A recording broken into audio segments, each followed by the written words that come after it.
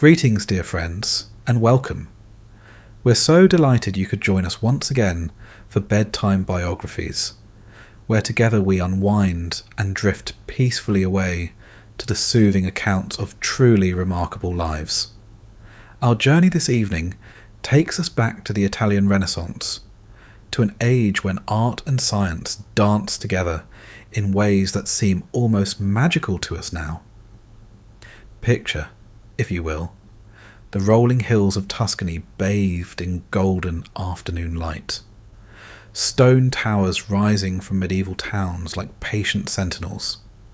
The scent of oil paint mixing with the earthy aroma of wet plaster. And there, in a cluttered workshop filled with half-finished paintings, anatomical sketches, and strange mechanical contraptions, sits a left-handed man with flowing hair and a penetrating gaze, sketching designs for machines that won't be built for 400 years. His name, Leonardo da Vinci. His peculiarity, an insatiable curiosity about absolutely everything. Before we properly begin our exploration of Leonardo's extraordinary story, just a brief, gentle thought. If these calm explorations of significant lives help you unwind at the end of your day, please consider taking a moment to like this video and subscribe to our channel. It genuinely helps other curious, thoughtful minds discover these stories. And we're always deeply curious about your reflections and thoughts.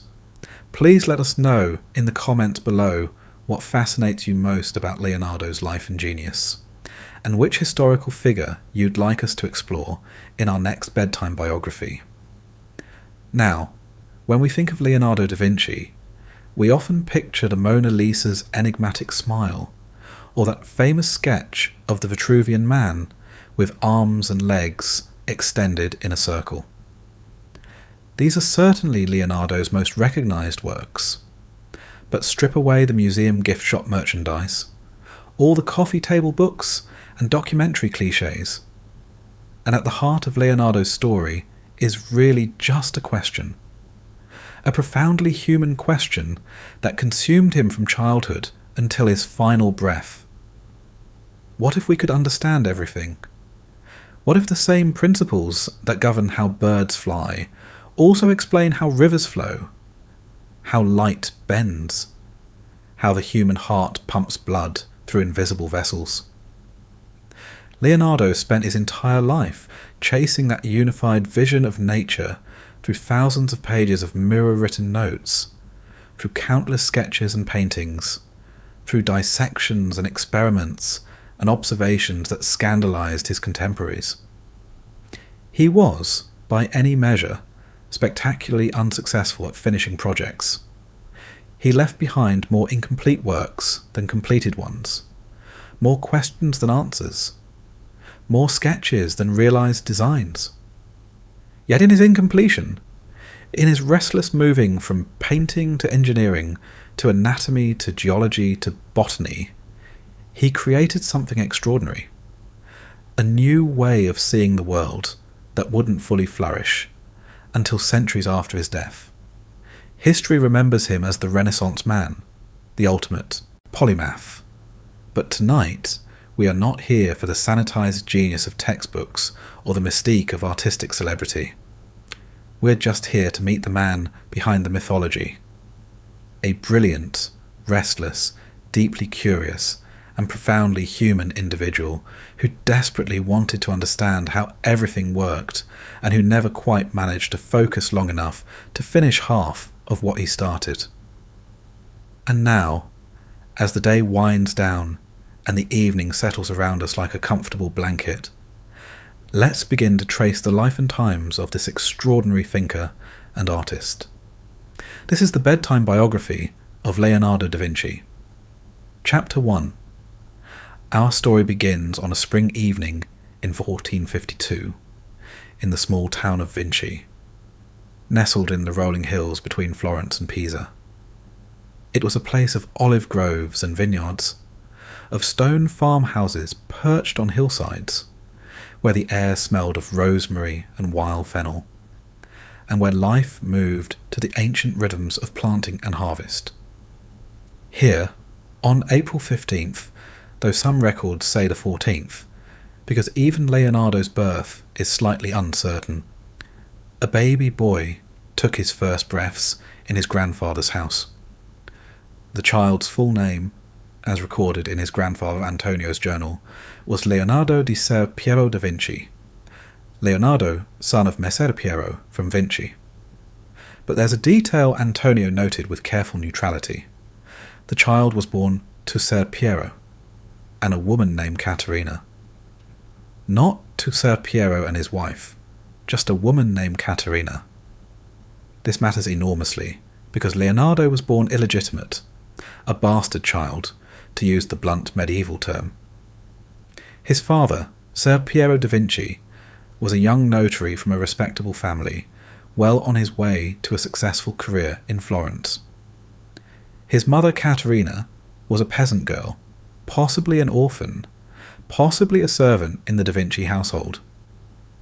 The exact details are lost to history, shrouded in the kind of deliberate vagueness that respectable families used when referring to inconvenient liaisons. What we know is this: Ser Piero acknowledged the child, but did not marry Caterina.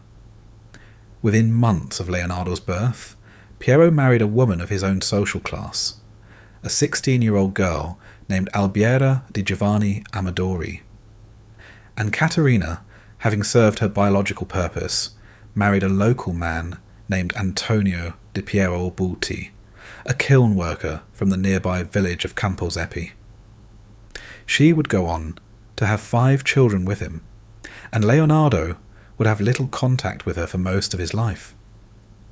The infant Leonardo was absorbed into his paternal grandfather's household in Vinci, raised by his grandfather Antonio, his uncle Francesco, and eventually his father and stepmother. It was an unusual arrangement, but not unheard of in Renaissance Italy. Illegitimate children of the wealthy occupied a strange legal and social limbo, recognised but not quite legitimate, provided for but not quite family, educated but barred from certain professions. This status as an outsider, as someone who belonged but didn't quite belong, would shape Leonardo profoundly. He grew up on the margins, observing the world of legitimate society from just outside its boundaries.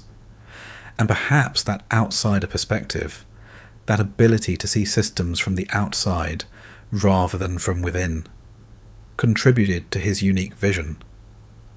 The Vinci that young Leonardo knew was a world away from the sophistication of Florence, just 30 kilometres to the east. It was rural, agricultural, medieval in many ways. The rhythms of life followed the seasons. Olives were pressed in autumn, grapes harvested in September, wheat cut in June. The peasants who worked the land around Vinci lived much as their great-grandparents had, in stone cottages with earthen floors, eating bread and olives and onions, drinking wine watered down until it was barely alcoholic. But even in this rural setting, Leonardo's unusual gifts began manifesting early. His uncle Francesco, just 15 years older than Leonardo, and more like an older brother than an uncle, noticed that the boy didn't observe nature the way other children did. Most children saw a bird as something that flew. Leonardo saw a bird as a problem to be solved. How did those wings generate lift? Why did it tilt its tail feathers that way when turning? How did it hover in the wind? Francesco would take young Leonardo on long walks through the Tuscan countryside, and the boy asked questions constantly. Not the simple, why is the sky blue questions of normal children, but penetrating inquiries that suggested he was already thinking systematically about how the world worked. Why did water flow faster in narrow parts of the stream? Why did some rocks have shells embedded in them, even though they were on a mountaintop far away from the sea? Why could you see your reflection in a still water, but not in moving water? His grandfather Antonio, who kept the household accounts and noted everything in his meticulous handwriting, wrote in his journal that Leonardo was inquiring beyond his years and much given to solitary contemplation. This was Renaissance Italian for "the kid is weird and likes to be alone a lot." The boy taught himself to read and write, though being left-handed in an era that considered left-handedness a sign of the devil's influence, he developed a peculiar habit. He wrote from right to left in mirror script so that his hand wouldn't smudge the wet ink as it moved across the page. This mirror writing would become his trademark, making his thousands of notebook pages difficult for others to read, but perfectly natural for him. He had almost no formal education, another consequence of his illegitimate status. In Renaissance Italy, proper schooling was reserved for legitimate sons of wealthy families. Leonardo never learned Latin properly as a child, never studied the classical texts that every educated man was expected to know, never memorized the theological arguments and philosophical treatises that formed the foundation of humanist education. This lack of formal education, which Leonardo later felt as a painful gap in his credentials, was actually a blessing in disguise. He didn't have his mind cluttered with received wisdom and ancient authorities. When he looked at a problem, he didn't think, "What did Aristotle say about this?" He thought, "What do I actually observe?" This empirical, observation-based approach was revolutionary for his time. By the time he was 10 or 11, Leonardo was drawing constantly. Not the clumsy sketches of a child, but detailed, observant drawings that captured not just what things looked like, but how they worked. He drew the flight of birds with careful attention to wing angles. He drew the flow of water with swirling vortices accurately rendered. He drew the faces of the people around him with such precision that you could recognize them centuries later. Ser Piero, visiting from Florence, where he now lived and worked as a successful notary, noticed his bastard son's artistic talent. The boy had inherited something valuable after all. Not the right to inherit the family property or practice as a notary, but a marketable skill. In Renaissance Florence, the greatest city of art in the world, artistic talent could be a path to success, even for someone of illegitimate birth. Around 1466, when Leonardo was 14 years old, Ser Piero made a decision that would change his son's life. He gathered up some of Leonardo's drawings, probably the best ones, the most impressive, and took them to Florence to show to a friend, a master artist named Andrea del Verrocchio, who ran one of the city's most prestigious workshops. What Verrocchio saw in those drawings we can only imagine, but it must have been extraordinary, because he agreed to take Leonardo as an apprentice. This was no small thing. Verrocchio's workshop was elite, producing art for the Medici family and the most powerful patrons in Florence. An apprenticeship there was a golden ticket, a chance to learn from one of the greatest artists of the age. And so, around 1466 or 1467, a teenage Leonardo left the olive groves and rolling hills of Vinci and journeyed the 30 kilometres to Florence. He left behind his childhood, his grandfather's house, his uncle Francesco, and the long walks through the countryside, asking questions about how water flowed and birds flew. He arrived in Florence carrying very little.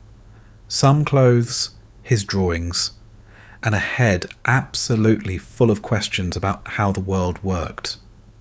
The illegitimate country boy, the autodidact who could barely write proper Latin, was about to enter the most sophisticated artistic and intellectual environment in Europe. He had no way of knowing that he would spend the next decade learning to be an artist, only to spend the rest of his life trying to be something no one in his era even had a name for. Something we might call a scientist, an engineer, an inventor, but which Leonardo simply called understanding nature. The boy who would see further than anyone in his century had just arrived in the city where he would learn to look. Chapter 2. The Workshop of Wonders. 1467, 1492, Florence. In the late 1460s, hit Leonardo like a sensory overload he never fully recovered from. After the quiet olive groves of Vinci, the city was an assault of noise, smell, colour, and humanity crammed into medieval streets, barely wide enough for 2 carts to pass. The air smelled of horse dung and river water, of bread baking and leather tanning, of the distinctive, sharp scent of fresh paint and wet plaster. The Arno River, that muddy brown ribbon cutting through the city's heart, served as sewer and water source simultaneously. Merchant families competed to build the tallest towers, their stone fortresses bristling above the cramped neighbourhoods like a mouthful of broken teeth. And everywhere, there was art being made, frescoes painted on church walls, marble carved in dusty workshops, bronze cast in foundries where the heat made the summer air shimmer. This was the Florence of the Medici, arguably the most powerful banking family in Europe, who ruled the city in everything but name. Lorenzo de' Medici, not yet called the Magnificent, but already magnificently rich and magnificently cultured, was gathering artists and poets and philosophers the way other men collected fine horses. The city was in the middle of what we now call the Renaissance, though no one living through it called it that. They just knew they were making beautiful things and rediscovering ancient wisdom, and that something extraordinary was happening. Verrocchio's workshop sat on the Via dell'Agnolo, near the church of Santa Maria Nuova. It wasn't really a workshop in the modern sense. It was more like a factory, a school, and an art gallery all combined. The ground floor opened directly onto the street, with the large wooden doors thrown back in good weather so passers-by could watch the artists at work. Upstairs were living quarters for the master and some of the apprentices, including Leonardo. The workshop hummed with activity from dawn until dark. At any given time, there might be a dozen projects in various stages of completion. Over here, an apprentice grinding pigments in a mortar, the dull thud, thud, thud providing a rhythm for the whole workshop. Over there, someone preparing a wooden panel for painting, covering it with layer after layer of gesso until the surface was smooth as silk. In the corner, a more advanced student working on a clay model that would eventually be cast in bronze. Andrea del Verrocchio himself moved through this organised chaos like a general commanding his troops. He was in his early 30s, already celebrated as one of Florence's finest artists, and he ran his workshop with exacting standards. Everything had to be perfect: the mixing of colours, the preparation of surfaces, the rendering of drapery folds, the illusion of three-dimensional space on a flat panel. For young Leonardo, fresh from rural Vinci, where the most sophisticated art was probably the frescoes in the local church, this was a revelation. In Verrocchio's workshop, art wasn't just about painting pretty pictures. It was about understanding geometry and perspective, about how light behaved, about human anatomy, about the properties of different materials. It was about mathematics and optics and chemistry, all disguised as painting and sculpture. The apprenticeship system in Renaissance Florence followed ancient patterns. New apprentices started at the bottom, doing the grunt work, cleaning brushes, grinding pigments, preparing panels, running errands. As they proved themselves capable, they gradually took on more skilled tasks. Eventually, if they showed real talent, they might be allowed to paint minor elements in the master's compositions. A bit of landscape background, some decorative details, maybe a minor figure. Leonardo absorbed everything with the intensity of someone dying of thirst, finally reaching water. He learned to prepare pigments, grinding minerals and plants to create colours. Malachite for green, azurite for blue, lead white, lamp black, vermilion from crushed cinnabar. Each colour had its own properties, its own way of behaving when mixed with oil or egg tempera. He learned perspective, that revolutionary technique developed just decades earlier by Filippo Brunelleschi, which allowed artists to create convincing three-dimensional space on flat surfaces. The mathematics of vanishing points and orthogonal lines, the geometry of recession, Leonardo ate it up, filling the margins of his drawings with perspective studies, experimenting with different viewpoints and eye levels. He learned anatomy by drawing from life, the other apprentices posing for each other, models hired to hold difficult positions while the students sketched. Leonardo's anatomical drawings from this period already show that uncanny ability to see not just the surface of things but the structure underneath. When he drew an arm, you could sense the bones and muscles beneath the skin, the mechanical system that allowed movement. But he frustrated Verrocchio with his tendency to get lost in details that didn't matter for the finished work. Why, Verrocchio would ask with exasperation, was Leonardo spending hours studying exactly how cloth wrinkled when it fell across a knee, making dozens of preparatory drawings, when he could paint it adequately in a fraction of the time?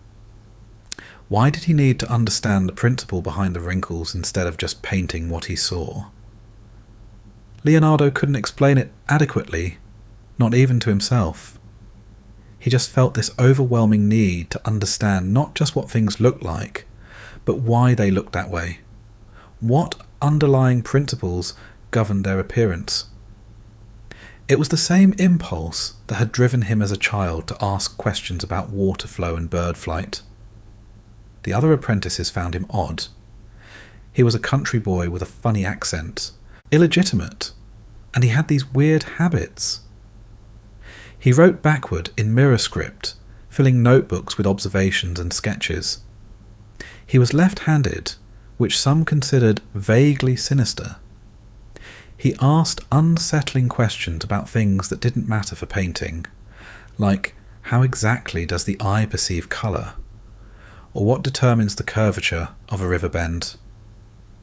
But they couldn't deny his extraordinary talent.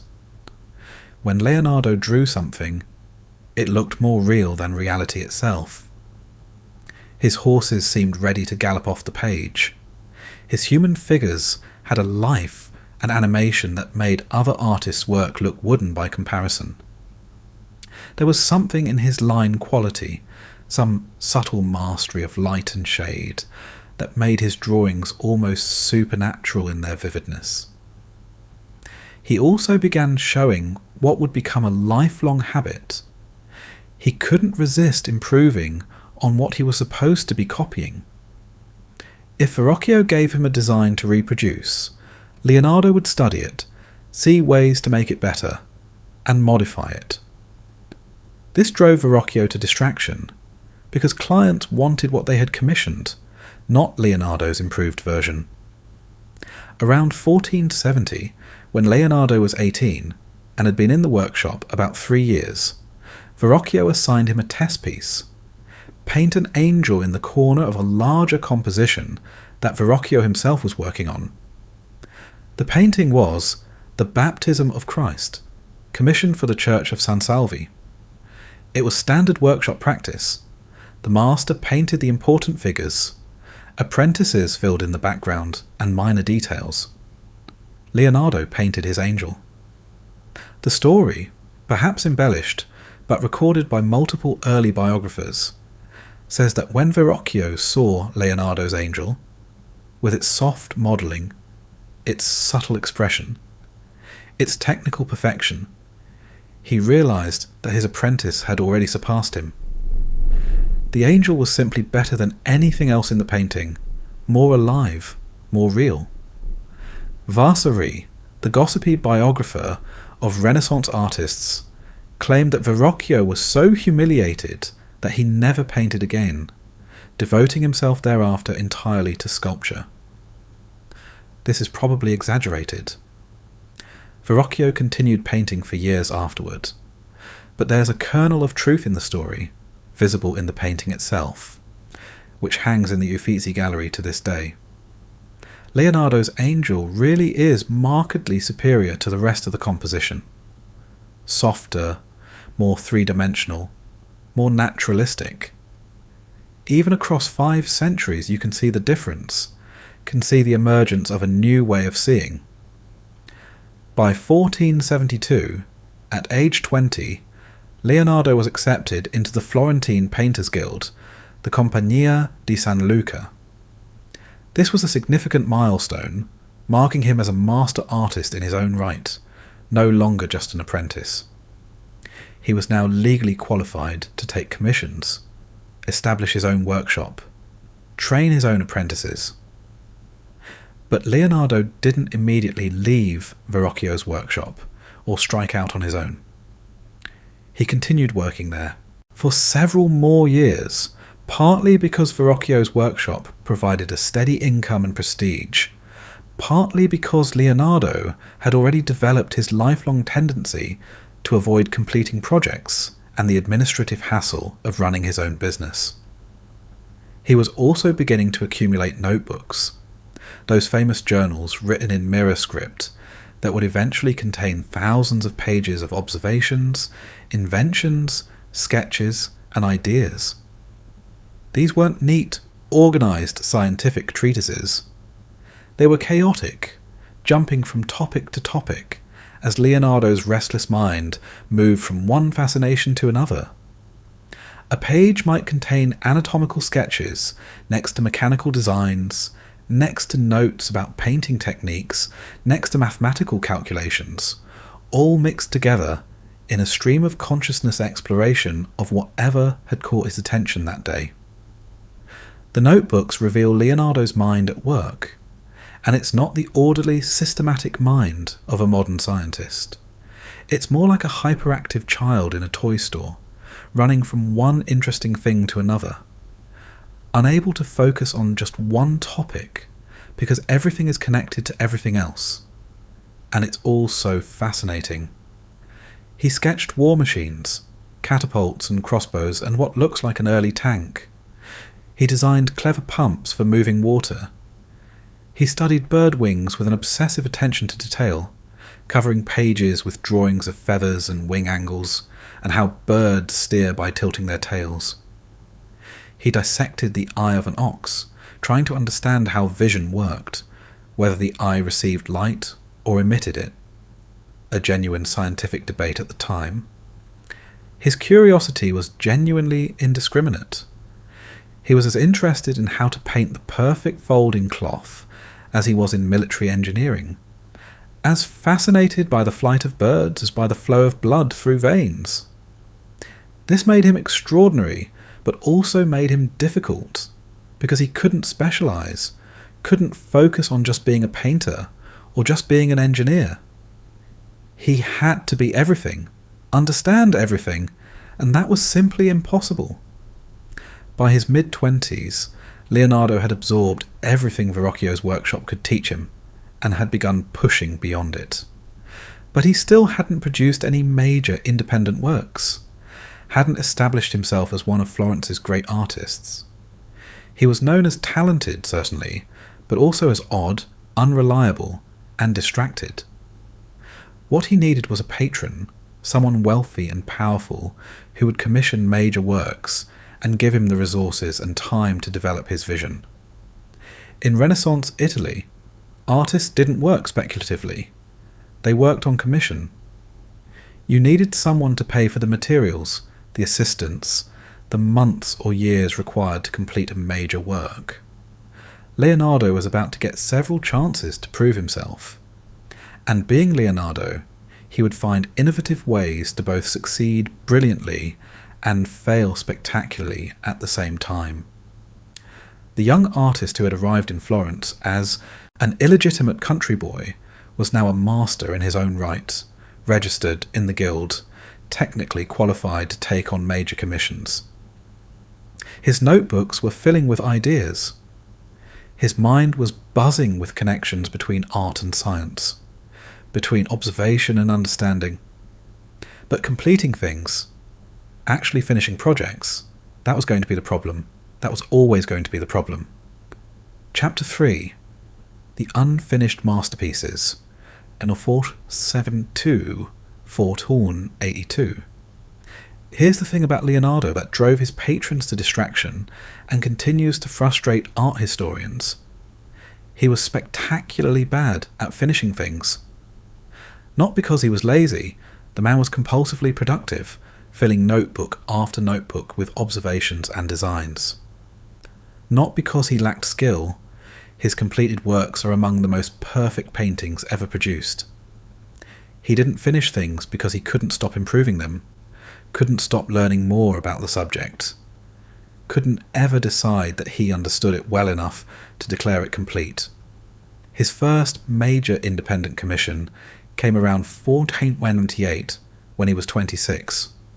The monks of San Donato a Scopeto, a monastery just outside Florence, hired him to paint an altarpiece, The Adoration of the Magi. It was a prestigious commission, a chance to prove himself capable of a complex multi-figure composition that would hang in a prominent position where every important person in Florence would see it. Leonardo threw himself into the project with characteristic intensity. He didn't just start painting, he filled pages and pages with preparatory drawings. He studied the composition from every angle. He drew individual figures, then groups of figures, then the architectural background, then the horses, then the flow of movement through the scene. He experimented with perspective, creating a complex architectural setting that receded dramatically into the background. The underdrawing for the Adoration, the preliminary composition sketched on the wooden panel before painting, is extraordinary. It shows a swirling, dynamic crowd of figures arranged around the Virgin and Child, their gazes and gestures creating lines of force that pull the viewer's eye through the composition. In the background, there's a ruined classical temple, and horsemen engaged in a battle, or possibly just vigorous riding. The whole thing is densely packed with action and emotion, more cinematic than any altarpiece that had come before. And then he stopped working on it.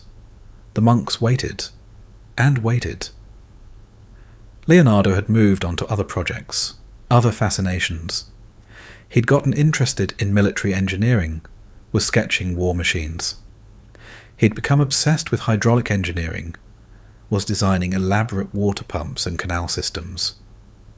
He was dissecting corpses at the hospital of Santa Maria Nuova, studying human anatomy with a precision that wouldn't be matched for centuries.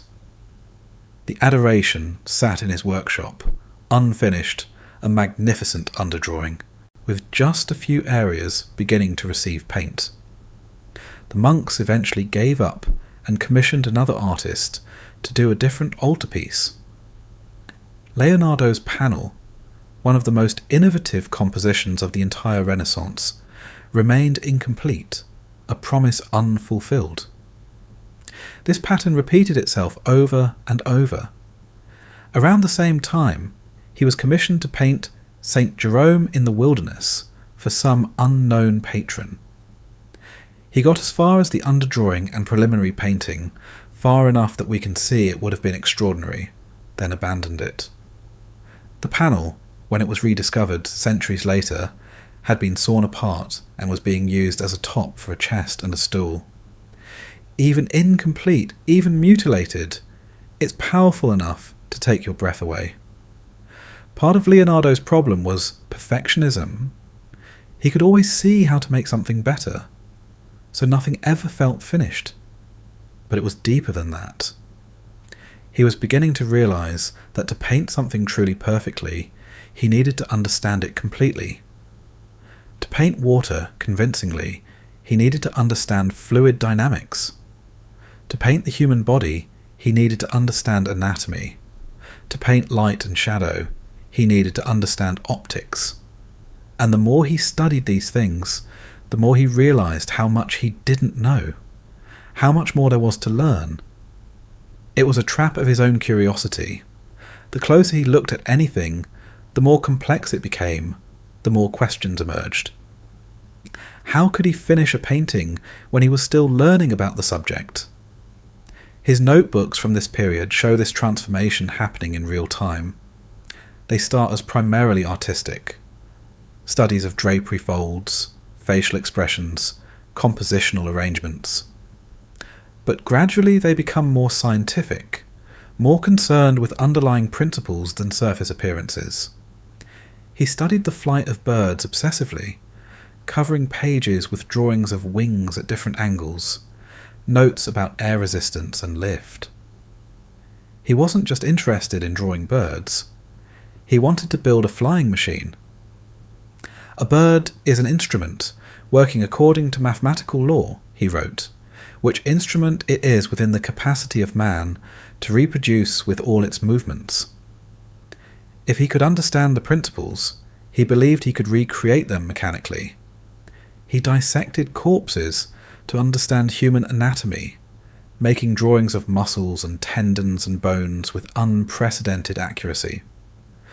This wasn't just academic interest. He needed to know how the body worked internally to paint it convincingly externally. But once he started cutting into cadavers, he couldn't stop. He needed to see how everything connected, how the mechanics of life operated. His anatomical drawings from this period are remarkable. He drew the layers of muscles in the shoulder, showing how they overlapped and interacted to enable movement. He drew the ventricles of the brain, trying to locate where sensation and memory and cognition resided. He drew the fetus. In the womb, rendered with stunning accuracy, based on his dissection of a pregnant woman who had died, or possibly died in childbirth. The records are unclear and troubling. These pursuits were not without risk. The Church officially opposed human dissection, viewing it as desecration of the body, which was supposed to be resurrected intact at the Second Coming. While dissection was sometimes permitted for medical education, the casual anatomical investigations of an artist crossed lines that made authorities nervous. Leonardo had to be discreet about this work, conducting his dissections at night, often in less than ideal conditions. There's a note in one of his notebooks about dissecting an old man who claimed to be 100 years old and died peacefully in the hospital of Santa Maria Nuova. Leonardo dissected him to understand what caused his death, discovered narrowed arteries and liver problems, and wrote about it as if he were doing a medical case study. This wasn't an artist preparing to paint. This was someone pursuing knowledge for its own sake, following his curiosity wherever it led. In 1481, he received another major commission, a painting of Saint Sebastian for the chapel of San Bernardo. He made some preparatory drawings and then nothing. The commission eventually went to another artist. Leonardo had moved on to something else that caught his attention. By 1482, at age 30, Leonardo had established himself as one of Florence's most talented artists and also as one of its most unreliable. He had extraordinary skills, revolutionary ideas about composition and technique, and a devastating inability to actually finish major projects. The Medici family, who essentially controlled Florence and whose patronage could make or break an artist, seems to have been friendly but not particularly enthusiastic about Leonardo. They commissioned works from him occasionally, but gave their most important commissions to other artists. Perhaps they'd heard about the Adoration debacle. Perhaps they recognised that Leonardo was brilliant, but difficult, a genius who couldn't be relied upon to deliver what he'd promised when he'd promised it. In Renaissance Florence, where patrons expected their commissions to be completed on time, and as specified, This was a serious professional liability. Leonardo needed a fresh start, needed to go somewhere his reputation didn't precede him, somewhere he could reinvent himself. And so, in 1482, he did something that seemed insane to his friends and fellow artists. He left Florence, the centre of the artistic universe, and moved to Milan.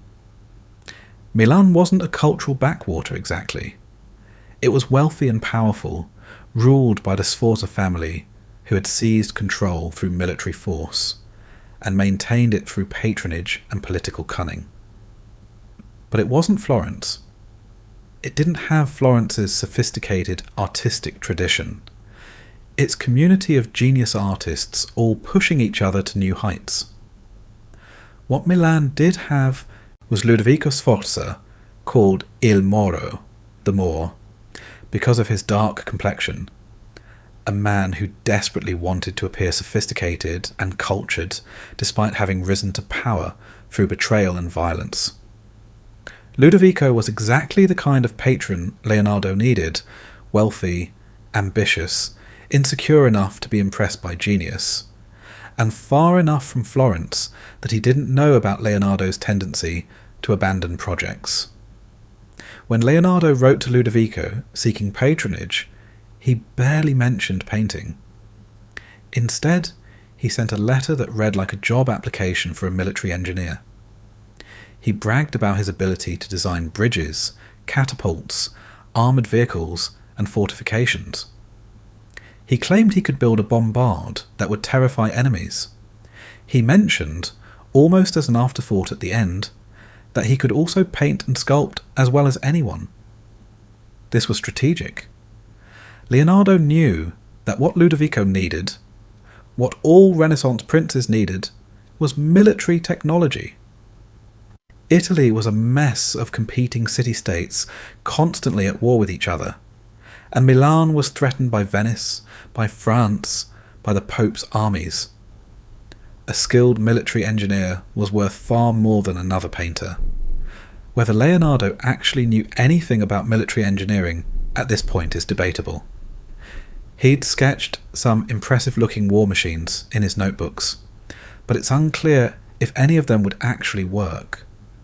But he was confident he could figure it out, could learn as he went. This was Leonardo's approach to everything. Fake it until you make it, then keep learning until you actually understand it.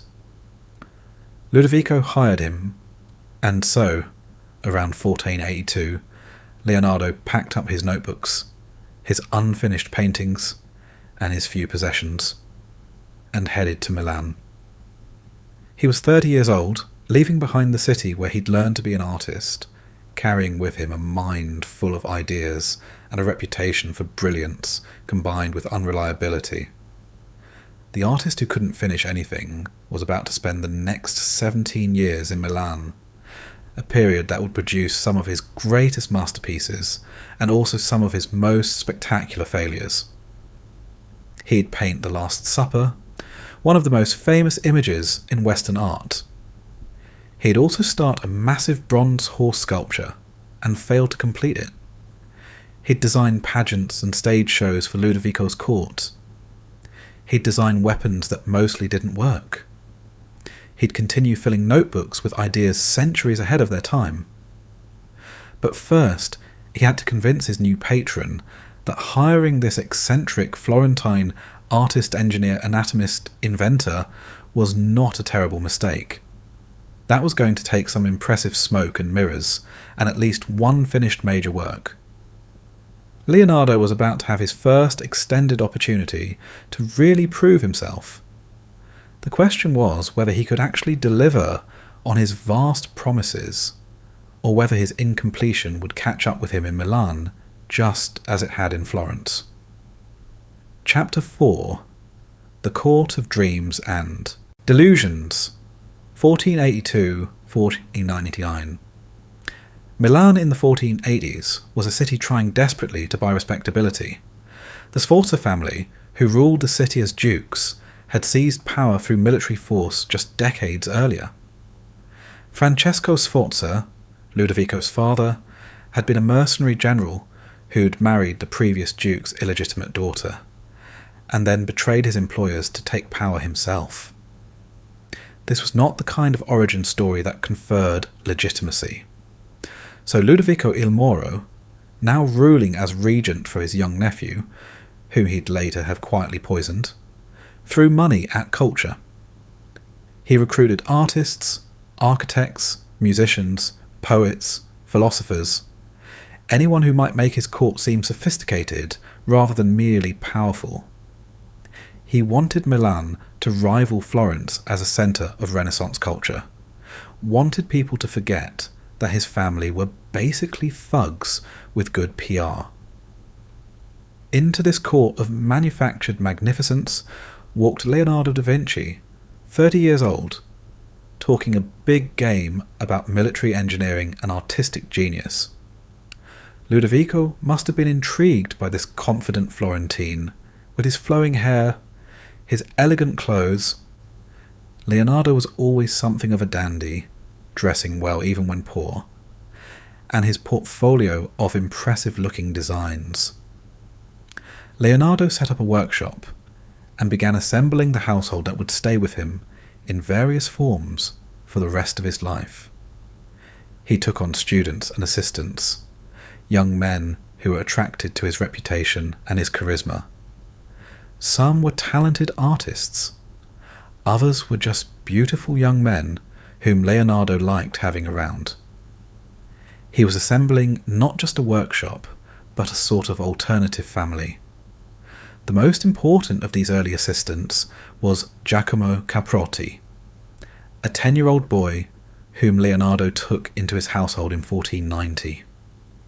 Within days, Leonardo was writing in his notebook about the child's terrible behaviour.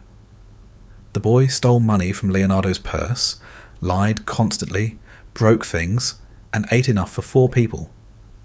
Leonardo nicknamed him Salai, Little Devil, and the name stuck. Despite this rocky start, Salai remained with Leonardo for the next 30 years, serving as assistant, model, companion, and possibly lover. Their relationship was complex, affectionate, exasperating, and utterly central to Leonardo's life. But we're getting ahead of ourselves. In those early Milan years, Leonardo needed to prove his worth to Ludovico, and his first major project was something that perfectly combined art and engineering: the design and construction of a colossal bronze horse. The commission was to create an equestrian monument to Francesco Sforza, Ludovico's father, the mercenary general who'd founded the dynasty. It was supposed to be the largest bronze horse ever cast, a symbol of Sforza power and magnificence that would dwarf anything the ancients had achieved. This was exactly the kind of grandiose, technically challenging project that appealed to Leonardo's ambitions. He threw himself into studying horses with his typical obsessive intensity. He went to Ludovico's stables and measured horses, drew them from every angle, dissected dead horses to understand their musculature and skeletal structure. His notebooks from this period are filled with horse drawings. Horses walking, running, rearing, their muscles captured with anatomical precision. He designed an innovative casting method that would allow the entire horse to be cast in one piece rather than in sections. This had never been done before at such a scale. The full-size clay model, when he completed it in 1493, stood 24 feet tall and was displayed in the courtyard of the Sforza castle during the wedding festivities for Ludovico's niece. People came from across Italy to marvel at it. The clay model was magnificent, a triumph of both art and engineering. Now all Leonardo had to do was cast it in bronze. This required 75 tons of bronze, an enormous sum of metal that Ludovico was supposedly gathering. The project was going to take years of preparation, but Leonardo was confident he could solve the technical challenges. And then, nothing happened. Or rather, other things happened. France invaded Italy. Milan needed weapons more than monuments. The bronze that had been earmarked for Leonardo's horse was instead cast into cannons. The clay model sat in the courtyard, exposed to the elements, slowly deteriorating. Leonardo moved on to other projects. This was his pattern, after all. Start something ambitious, get distracted by something else, leave the first thing incomplete. But this time, it wasn't entirely his fault. The geopolitical situation had made completion impossible. Meanwhile, he was making himself useful to Ludovico in other ways. He designed pageants and theatrical productions for court celebrations, creating elaborate mechanical effects, angels that descended from the ceiling on hidden wires, rotating stages, spectacular lighting effects using mirrors and candles. These were ephemeral works that vanished after a single performance, but they demonstrated Leonardo's ingenuity and kept him in Ludovico's good graces. He also designed actual military fortifications, though it's unclear how many were built. His notebooks contain elaborate plans for star-shaped forts, improvements to existing city walls, calculations about cannon trajectories, and the thickness of walls needed to withstand bombardment. Some of these designs show genuine insight into the problems of defensive architecture. Others seem impractical or overly complicated. He sketched weapons, lots of weapons. Giant crossbows that would require a team of horses to draw. Multi-barreled guns that were early machine guns in concept. An armoured vehicle that looks remarkably like a tank, powered by men turning cranks inside. A diving suit that would allow underwater attack on enemy ships. Most of these were never built, and many wouldn't have worked if they had been. But they showed Leonardo thinking about military problems in innovative ways. He also proposed a massive engineering project, altering the course of the Arno River to deprive Pisa, at war with Florence, of water access. This was the kind of grand, audacious scheme that appealed to Renaissance princes. It was also completely impractical with the technology available, though Leonardo didn't seem to realise this. He was thinking in terms of what should be possible, not what actually was possible with the resources at hand. Through all of this, he continued filling notebooks with observations that had nothing to do with any paying commission.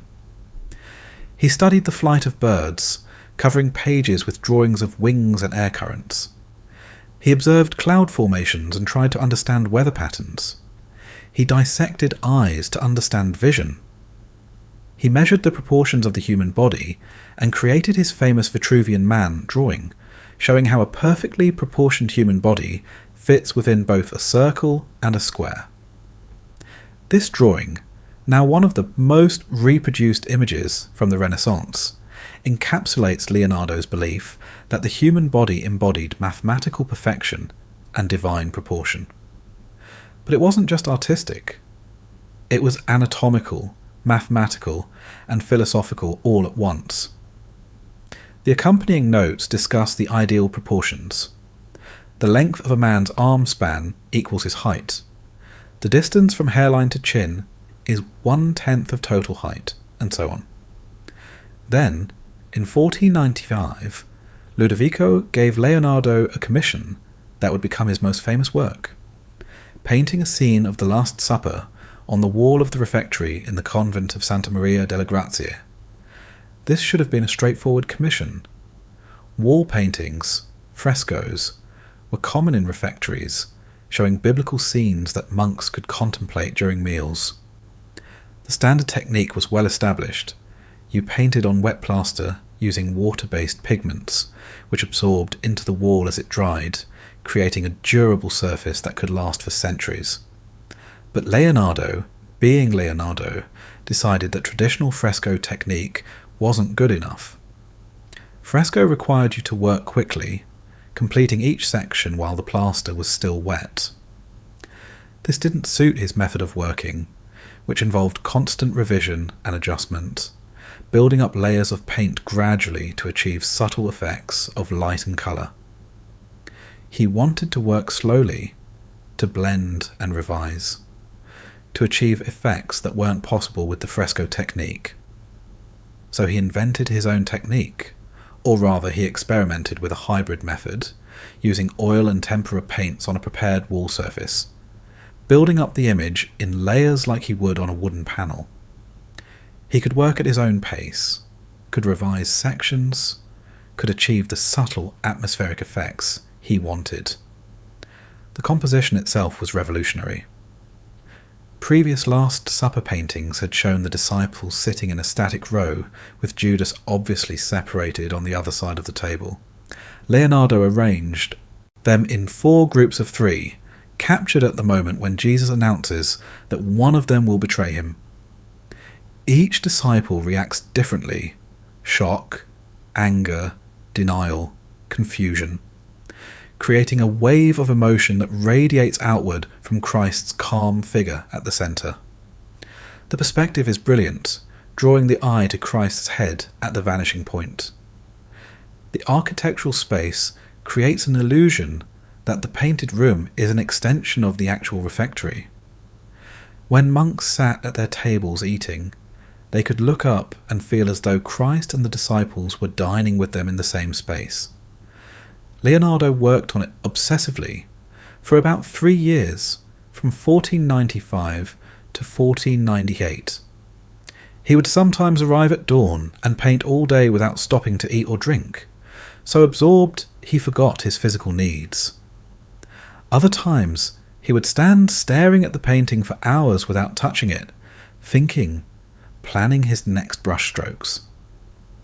The prior of the convent complained to Ludovico that Leonardo was lazy, that he spent more time staring than painting.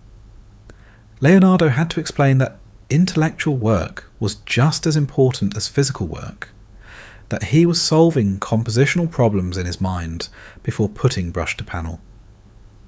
This was a radical idea, that thinking was work, that the conception of art was as important as its execution. When he finally finished it around 1498, or as finished as Leonardo ever considered anything, The Last Supper was immediately recognised as a masterpiece. People came from across Italy to see it. Artists sketched copies. It revolutionised how narrative painting was conceived, showing that a single moment could contain complex psychological drama. But there was a problem. Leonardo's experimental technique was already failing. Within a few years, the paint began flaking off the wall. His oil and tempera mixture didn't properly adhere to the prepared surface. Moisture seeped through from behind, causing further deterioration. The masterpiece was beginning to destroy itself almost as soon as it was completed. This must have been devastating for Leonardo, though he didn't dwell on it in his notebooks. He'd created something magnificent using an innovative technique, and the innovation had failed. The painting that was supposed to last for centuries was already crumbling within decades. It's tempting to see this as a metaphor for Leonardo's entire career. Brilliant innovation combined with practical failure, grand visions undermined by technical problems he didn't fully anticipate. But that's probably too neat. The reality is messier. Leonardo was trying to do things that had never been done before, and when you're pushing boundaries, failures are inevitable. While working on The Last Supper, he was also pursuing a dozen other interests. He dissected corpses at the hospital, studying anatomy. He designed a heating system for the Duchess of Milan's bathroom, complete with calculations about water temperature and flow rates. He planned irrigation systems for Lombardy's agricultural regions. He studied optics and began writing a treatise on painting that would eventually be published as his Treatise on Painting, though he never finished organising it. He also started keeping meteorological records, noting the colour of the sky at different times of day, the formation of clouds, the relationship between air pressure and weather. This wasn't for any practical purpose, just pure curiosity about how the natural world worked. By 1499, Leonardo had been in Milan for 17 years. He'd produced The Last Supper, the greatest painting of his career to that point. He'd created designs and inventions that impressed Ludovico. He'd established himself as a master engineer artist, exactly the polymathic genius he'd claimed to be in his application letter. And then everything fell apart. The French invaded. The army that Ludovico had spent so much time and resources preparing couldn't stop them. Ludovico fled Milan in September 1499, and French troops occupied the city in October. Leonardo's clay horse, still sitting in the courtyard where it had been displayed 6 years earlier, became target practice for French crossbowmen. They shot it full of arrows until it collapsed into fragments. Years of work, a masterpiece of sculpture and engineering, destroyed in an afternoon by bored soldiers.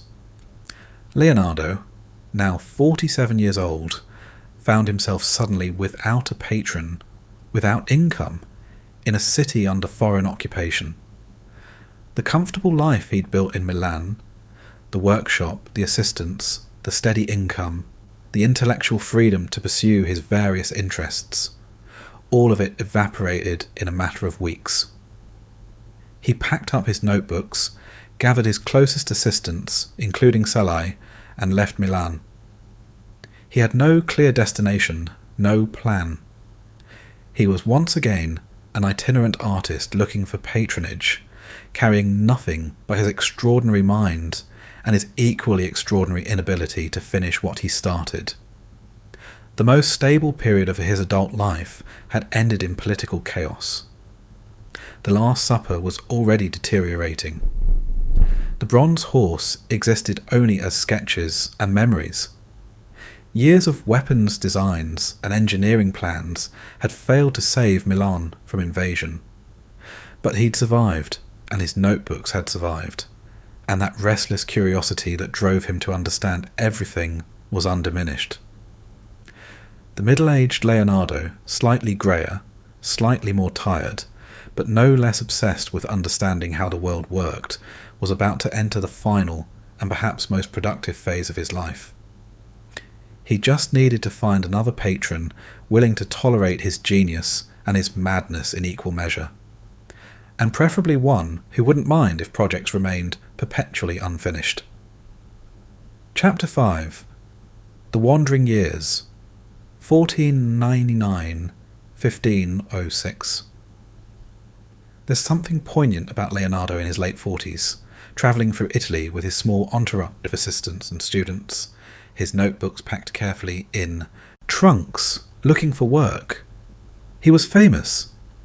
The Last Supper had cemented his reputation as one of Italy's greatest artists. But fame without a patron meant very little in Renaissance Italy. You couldn't just paint what you wanted and sell it on the open market. You needed someone wealthy and powerful to commission work and pay for materials and assistance. Leonardo wandered, first to Mantua, where he stayed briefly with Isabella d'Este, one of the most sophisticated art patrons in Italy. She desperately wanted him to paint her portrait, but Leonardo, in typical fashion, only produced a preparatory drawing before losing interest and moving on. The drawing was beautiful, but Isabella wanted a painting. She would spend years writing letters to Leonardo and his friends, begging him to complete it. He never did. Then to Venice, where the Republic was worried about Turkish naval threats and hired Leonardo as a military engineer. He proposed an ambitious underwater defence system. Divers in breathing apparatus would swim under enemy ships and drill holes in their hulls. It was ingenious in theory, completely impractical in reality. The Venetians eventually realised this, and Leonardo moved on. By 1500, he was back in Florence, the city he'd left 18 years earlier. Florence had changed. The Medici had been expelled in a popular uprising, and for a brief period the city had been under the spell of Savonarola, a fire and brimstone preacher who'd convinced people to burn their vanities, books, artworks, fancy clothes. Botticelli, the great painter, had thrown some of his own paintings on Savonarola's bonfire. But Savonarola had been executed in 1498, burned as a heretic in the same square where he'd burned the vanities, and Florence was settling into a more pragmatic republican government. The city was still wealthy, still committed to art and culture, but there was a harder, more commercial edge to it now. Leonardo was received as a returning master, but he had no clear plan. He stayed with the Servite monks at the Santissima Annunziata, where he was supposed to paint an altarpiece. He produced a cartoon, a full-size preparatory drawing, of the Virgin and Child with St. Anne and St. John the Baptist. People flocked to see it, and art lovers talked about it with reverence. And then Leonardo set it aside and didn't paint it. The cartoon itself was magnificent, but the painting, that would require actually finishing something, and Leonardo had other interests occupying his mind. He was increasingly obsessed with mathematics and geometry. He'd become friends with Luca Pacioli, a Franciscan friar and mathematician who'd written about divine proportion and the mathematics underlying beauty. Leonardo helped illustrate Pacioli's book De Divina Proportione, creating beautiful geometric drawings of polyhedra, three-dimensional shapes with multiple faces. This mathematical interest wasn't abstract for Leonardo. He believed that understanding the mathematical principles underlying nature was the key to truly understanding and representing reality. If you could reduce the forms of nature to geometric principles, you could paint them with true accuracy. He was also studying water obsessively. Pages and pages of his notebooks from this period show water flowing, swirling, splashing. He tried to understand the principles of hydraulics, how water moved, why it formed vortices and waves. This wasn't just artistic interest. He believed water was the fundamental element, that understanding its behaviour was key to understanding geology, weather, even the human body, which he saw as a hydraulic system of fluids flowing through vessels. In 1502, he briefly entered the service of Cesare Borgia, the most notorious military commander in Italy. Borgia was the son of Pope Alexander VI, and had carved out a state for himself in central Italy through military conquest and political murder. He was brilliant, ruthless, and completely amoral. The model for Machiavelli's The Prince. Borgia hired Leonardo as a military engineer, and for several months Leonardo travelled through Borgia's territories, inspecting fortifications, proposing improvements, mapping cities with unprecedented accuracy. His maps from this period are works of art in themselves, bird's-eye views of cities shown with geometric precision and artistic beauty. But working for Borgia must have been disturbing. This was a man who had his own brother murdered, who strangled enemies with his own hands, who used terror as a deliberate policy. Leonardo left after less than a year, officially because his commission ended, but possibly because even he found Borgia's cruelty too much. Back in Florence by 1503, Leonardo finally received a major commission, a massive battle scene to be painted on the wall of the great council hall in the Palazzo Vecchio. The subject was the Battle of Anghiari, a Florentine victory from 1440. This was a prestigious, high-profile commission that would hang in the heart of Florentine government. Even better, his rival Michelangelo was commissioned to paint a companion piece on the opposite wall, the Battle of Cassina. The two greatest artists in Italy would be competing directly, their masterpieces facing each other for all eternity. The preliminary drawings and cartoons that Leonardo produced for the Battle of Anghiari are extraordinary. The central section, which came to be known as the Fight for the Standard, shows a violent melee of men and horses fighting over a battle flag. The horses are twisted in combat, teeth bared, eyes rolling. The soldiers' faces are contorted with rage and effort. It's violent, dynamic, and psychologically intense. Leonardo began painting it on the wall using, once again, an experimental technique. He'd read about an ancient method called encaustic, which involved mixing pigments with hot wax. He thought this would allow him to achieve effects impossible with fresco. He set up braziers in the hall to heat the wall so the wax-based paint would adhere properly. It was a disaster. The heat from the braziers wasn't evenly distributed. The paint ran and smeared. Parts of the composition melted and slid down the wall. After months of work, Leonardo had to admit defeat. The experimental technique had failed, even more catastrophically than his Last Supper technique. He abandoned the project. The wall was eventually covered over by later renovations, and Leonardo's Battle of Anghiari exists now only in copies made by other artists before it was destroyed. It's one of the great lost masterpieces of art history. Michelangelo didn't finish his painting either. He was called away to Rome to work for the Pope, so the great artistic duel ended in a double forfeit. But the preliminary work that both artists did influenced younger artists enormously. Raphael came to Florence specifically to see their battle cartoons and learned from both masters. During these same years, probably between 1503 and 1506, Leonardo painted the portrait that would become the most famous painting in the world, the Mona Lisa.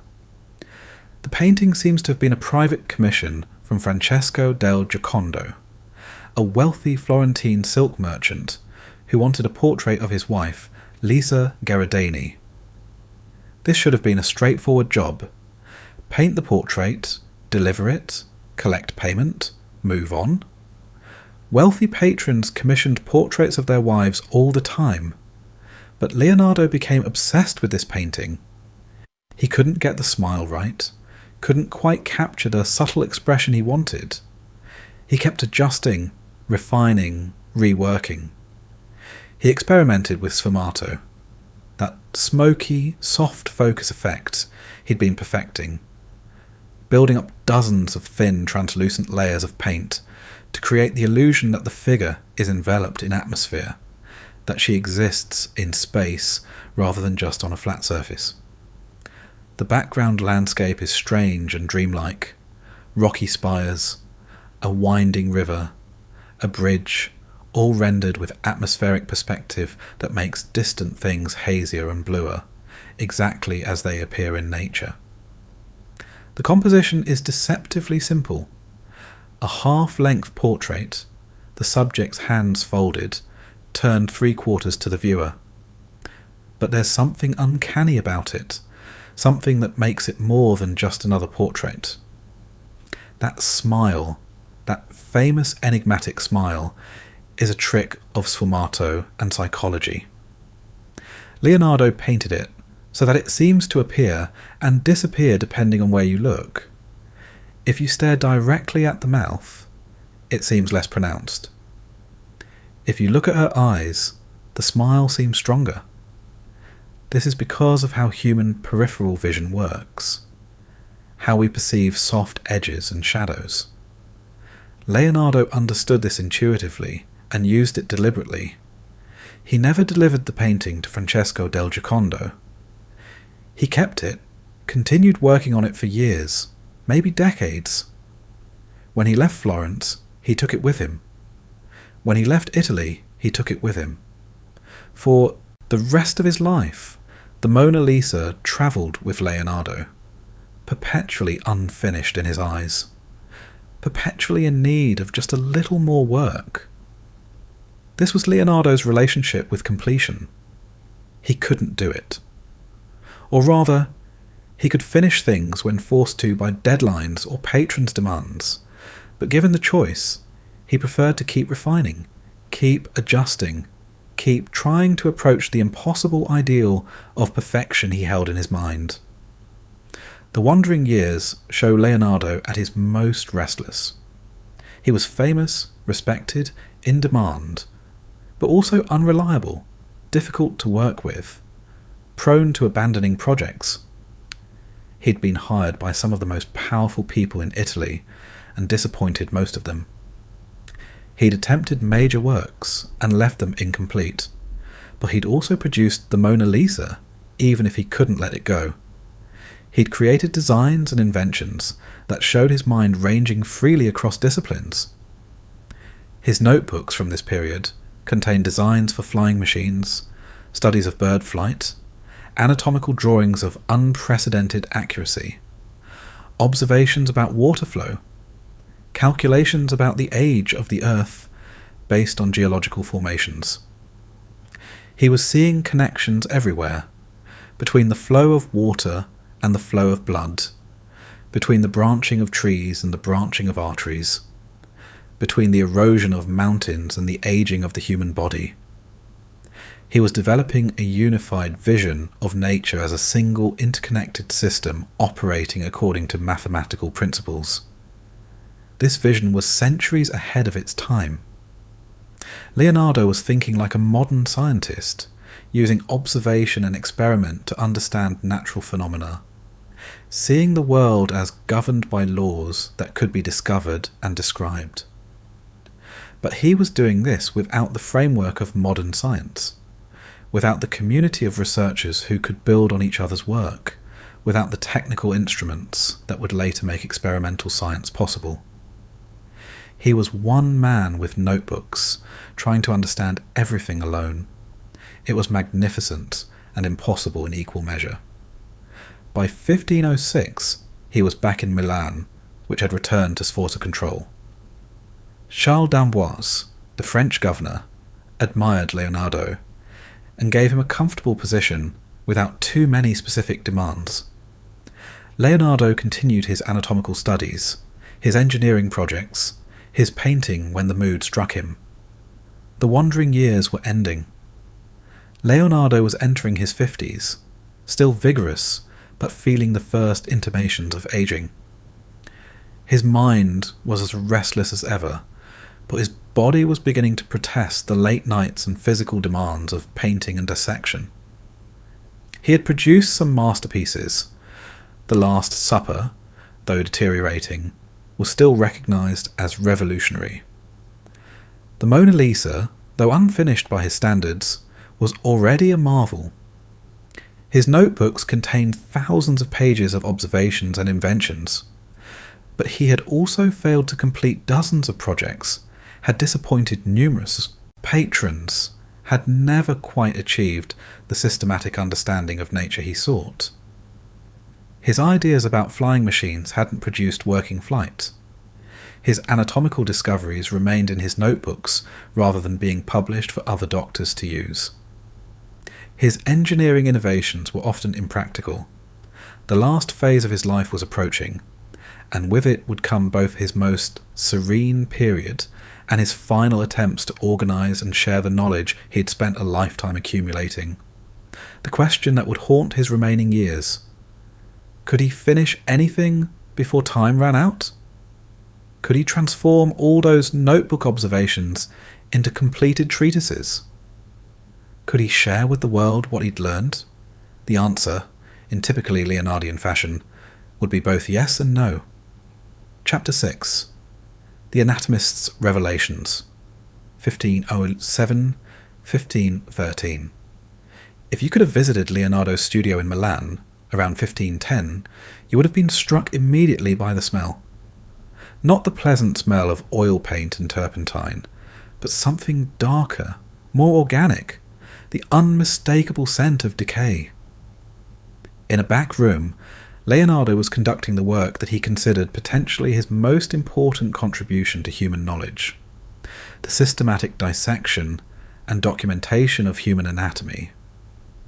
By this point, Leonardo had dissected somewhere between 30 and 40 human corpses, a staggering number for someone who wasn't a physician. He obtained bodies through his connections with hospitals, particularly Santa Maria Nuova in Florence, where sympathetic doctors allowed him access to the morgue. Sometimes these were executed criminals, sometimes paupers who died with no family to claim them, sometimes patients who had died from interesting medical conditions that Leonardo wanted to study. The work was difficult and often disgusting. Bodies decomposed quickly, especially in summer.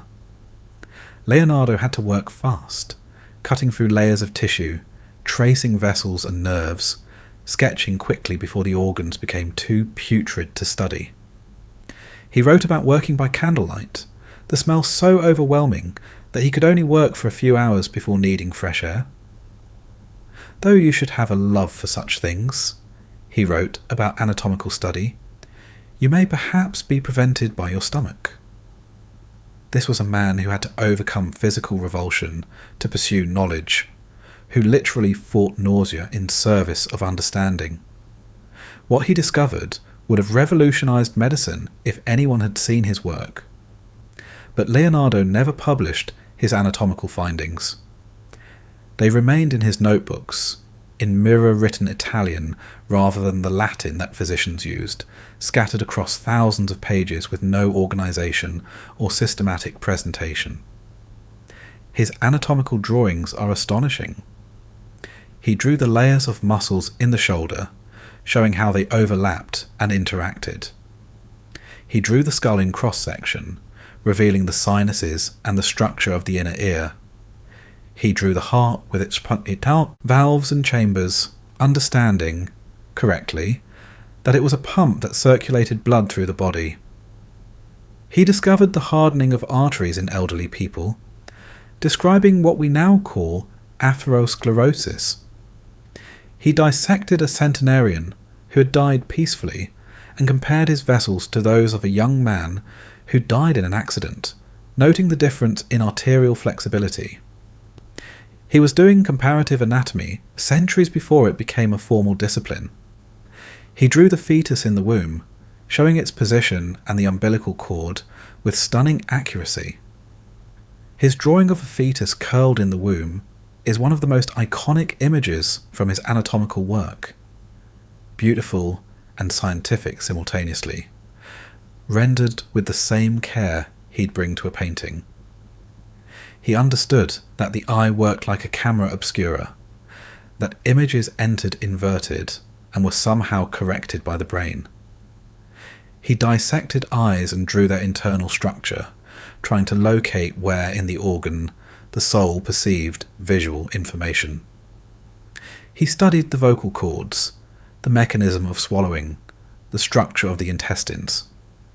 He drew the nervous system, tracing nerves from the spine to the extremities. He studied bones and joints, understanding them as mechanical systems of levers and pulleys. Some of his anatomical conclusions were wrong. He believed, following ancient authorities, that there were pores in the septum allowing blood to flow between the heart's chambers, and he drew them even though they don't exist. He thought the liver generated blood rather than the bone marrow. But remarkably often, his observations were correct, and his visual documentation was far superior to anything in contemporary medical texts. The tragedy is that none of this reached the medical community in his lifetime. Physicians continued using anatomical knowledge from Galen, a Roman doctor whose works were over 1,000 years old and contained numerous errors based on animal dissections rather than human ones. Leonardo could have corrected these errors, could have advanced medical knowledge by centuries, but he never organised his findings for publication. Why? Partly because Leonardo's perfectionism meant he always thought he needed to learn more before publishing. Partly because he didn't write in Latin, and his mirror script was difficult to read. Partly because his notebooks were chaotic, jumping from topic to topic with no clear organisation. and partly because he simply never prioritised communication over investigation, he was more interested in discovering new things than in sharing what he'd already learned. During this same period, he continued his other studies. He was obsessed with water, filling notebook pages with drawings of water swirling, splashing, forming vortices and waves. He saw water as the fundamental element, believed that understanding hydraulics was key to understanding geology, weather, even the human circulatory system, which he correctly identified as hydraulic in nature. He studied the flight of birds with manic intensity, filling pages with drawings of wings at different angles, notes about how birds use air currents, observations about steering and hovering. He was convinced that human flight was possible if one could just understand and replicate the principles that birds used. He designed flying machines, lots of them. Ornithopters with flapping wings powered by human muscle. Gliders with fixed wings. A helicopter-like aerial screw that would supposedly lift off by rotating. Parachutes for safe descent. None of these would have worked with the materials and power sources available to him, but the underlying principles were often sound. He was thinking about aerodynamics, about lift and drag, and weight distribution, centuries before the Wright brothers would solve the practical problems. In 1513, political changes forced another move. The French lost control of Milan, the Sforza returned, and Leonardo's comfortable position evaporated. He was 61 years old, an age when most men of his era were long dead or retired. But Leonardo packed up his notebooks, his paintings, including the still unfinished Mona Lisa, and his household, and headed to Rome. Rome in 1513 was in the middle of a massive building boom. Pope Julius had recently died, but his ambitious projects continued, including the construction of the new St. Peter's Basilica and the decoration of the Sistine Chapel, where Michelangelo had just finished painting the ceiling.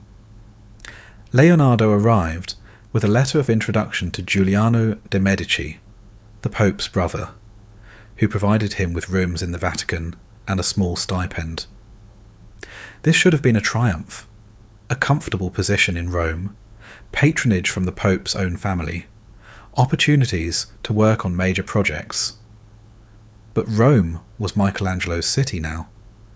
The younger artist, just 38 to Leonardo's 61, was at the height of his powers and celebrity. His Sistine Chapel ceiling was acknowledged as a masterpiece. His sculptures were famous throughout Italy, and he hated Leonardo with a passion that bordered on obsessive. The two artists had history. They'd competed for the Florence battle paintings. Michelangelo, who saw himself as primarily a sculptor despite his painting genius, viewed Leonardo as a dilettante who never finished anything, who wasted his talent on silly inventions and bizarre studies. He'd once publicly mocked Leonardo in the street in Florence, calling him a failure who couldn't even cast a bronze horse. Leonardo, for his part, considered Michelangelo's art too harsh, too focused on muscular anatomy without the subtlety of light and atmosphere that Leonardo valued. He thought Michelangelo's figures looked like bags of walnuts, all bulging muscles with no grace. In Rome, Michelangelo was clearly the favourite son, while Leonardo was the elderly master, whose best work was behind him. This must have stung. Leonardo spent 3 years in Rome, from 1513 to 1516, and produced almost nothing. He worked on some mathematical studies. He conducted some anatomical dissections, which caused scandal when the Pope was told that Leonardo was cutting up corpses in the Vatican. He experimented with burning mirrors and other optical devices, but he didn't paint anything significant. He was losing interest in painting, or perhaps losing confidence. Why bother starting something new when Michelangelo would just overshadow it? Why attempt another masterpiece when his experimental techniques kept failing and his perfectionism prevented completion.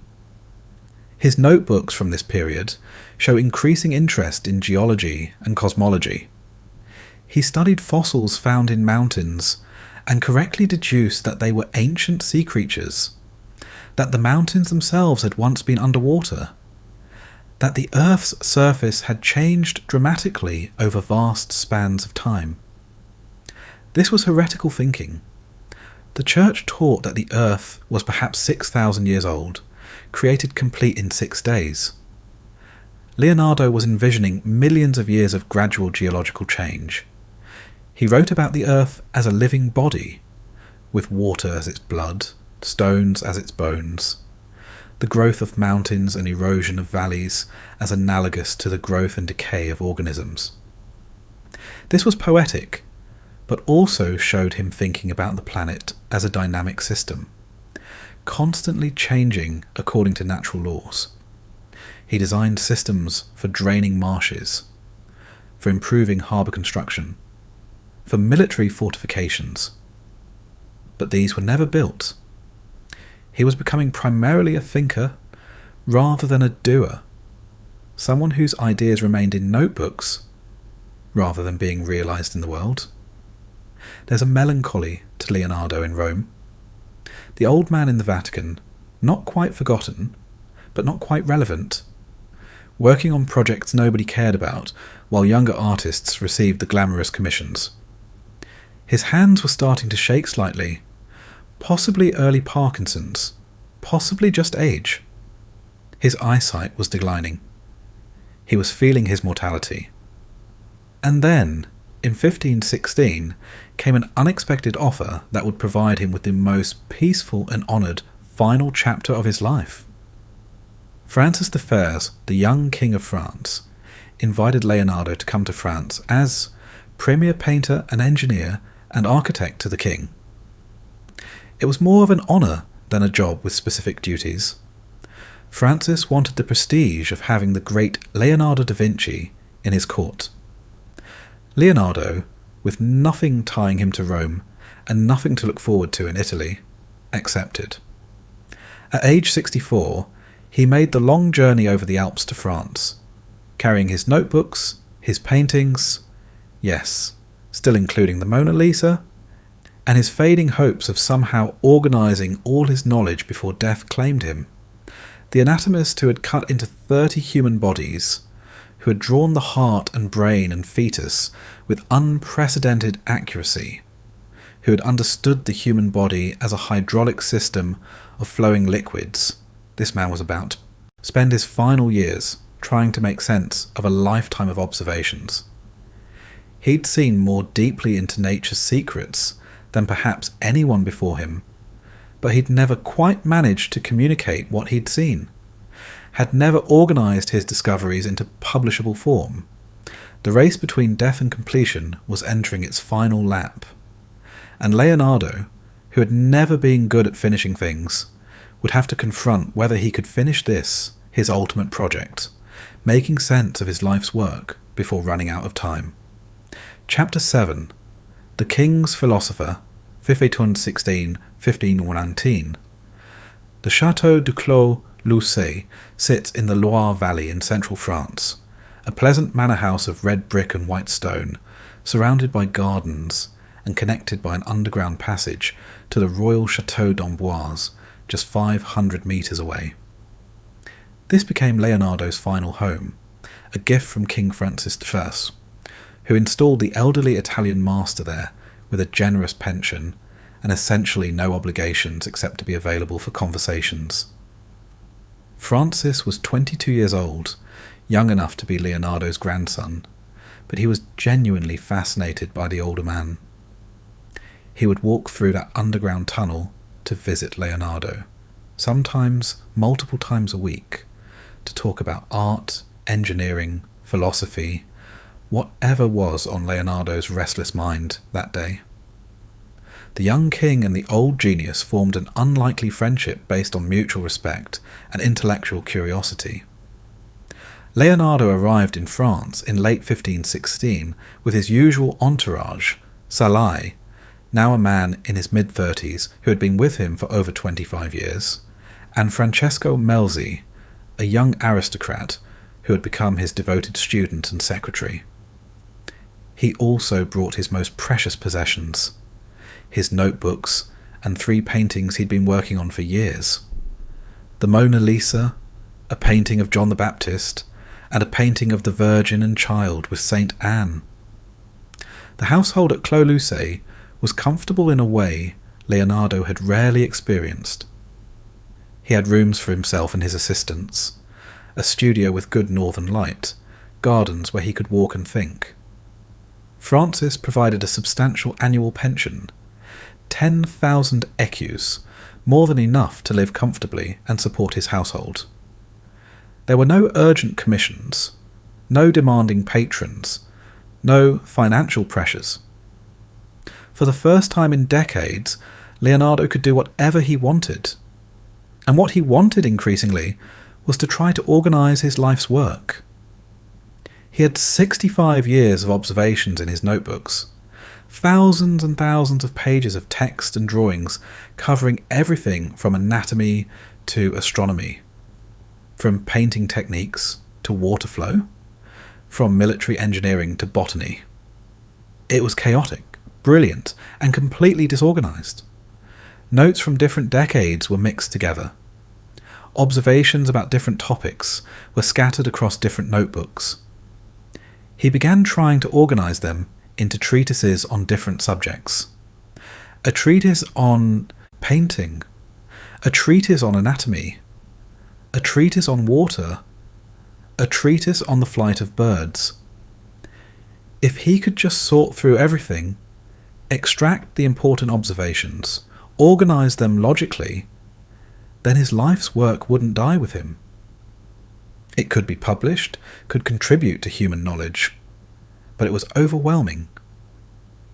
How do you organise 65 years of scattered notes? Where do you even start? He'd make progress on one treatise, then get distracted by something interesting in his notes and start following that thread. His organisational system kept changing as he worked, making the task even more difficult.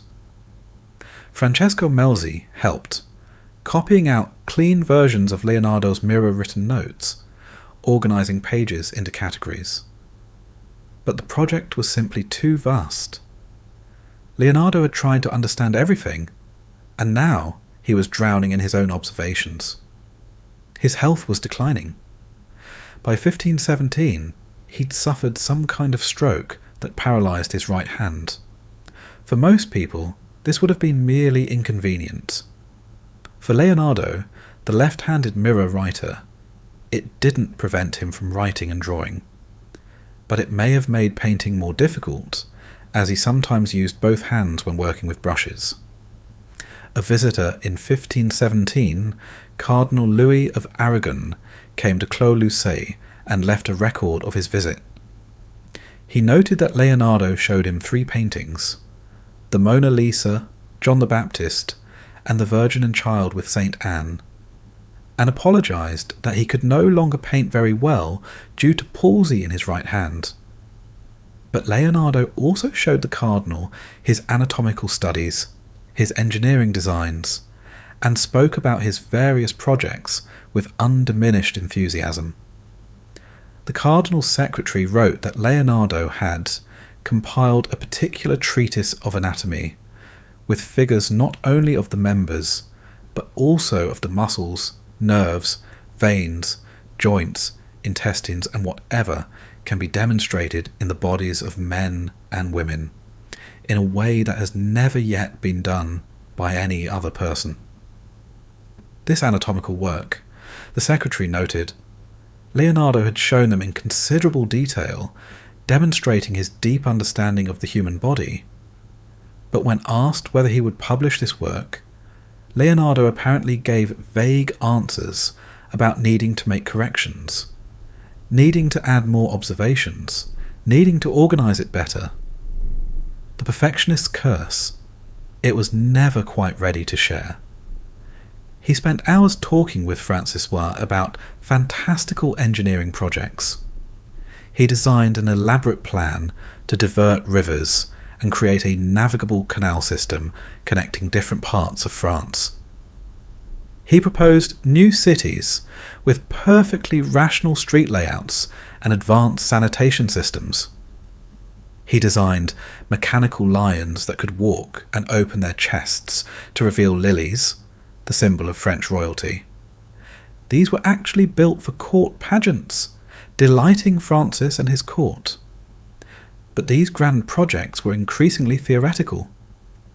Leonardo was designing things that couldn't be built with current technology, solving problems that nobody had asked him to solve.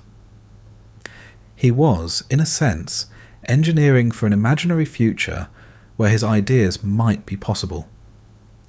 His notebooks from these final years show him thinking about fundamental questions of cosmology and geology.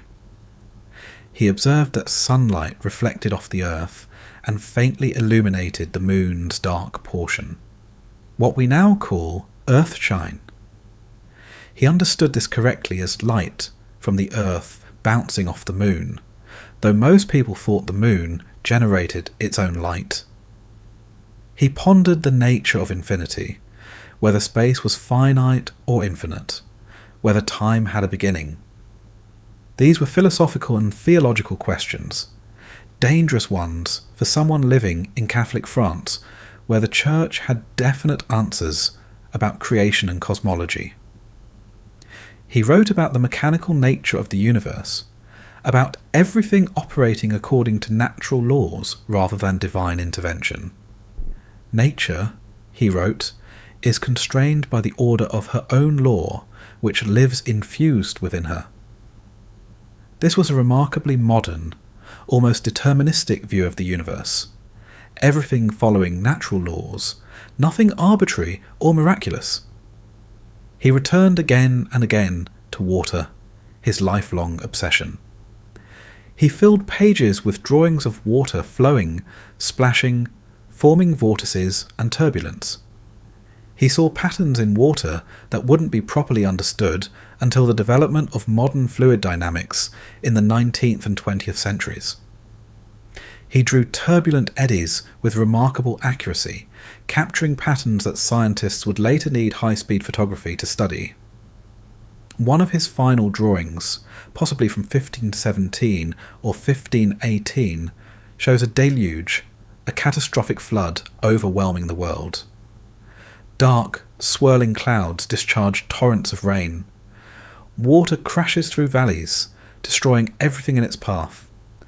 Buildings and trees are swept away in the torrents.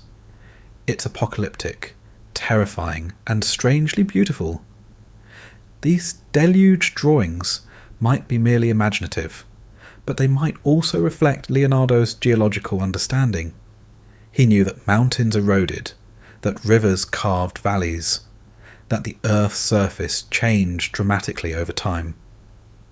Perhaps these catastrophic visions represented his understanding of how landscapes were created through the violent action of water over vast time periods. His mind was turning toward the universal, the cosmic, the eternal patterns underlying temporary forms. The specific was giving way to the general, the particular to the principal. This is common in aging thinkers. The details matter less, the big picture matters more. Salai left sometime in 1518, returning to Italy after nearly 30 years with Leonardo. The reasons aren't entirely clear. Perhaps he wanted to go home. Perhaps he and Leonardo had some falling out. Perhaps he simply felt Leonardo had moved on, and was closer to Melzi now. Salai died in 1524, just a few years after Leonardo, killed in a duel or accident. Leonardo left him money and property in his will, showing that whatever had transpired between them, there was still affection there. By early 1519, Leonardo was clearly failing. The paralysis was worsening, spreading from his right hand. He was spending more time in bed, less time at his desk. He was 67 years old, ancient by Renaissance standards, and his body had endured decades of poverty, stress, late nights, and the physical demands of painting and dissection. He made his will on April 23rd, 1519, dictating it to a notary, while Francesco Melzi and others witnessed. He left his notebooks and papers to Melzi, trusting that his faithful student would organise and publish them. He left money and property to servants and other members of his household. He requested that 60 poor men carry candles at his funeral, that masses be said for his soul, that he be buried in the church of Saint Florentin in Amboise.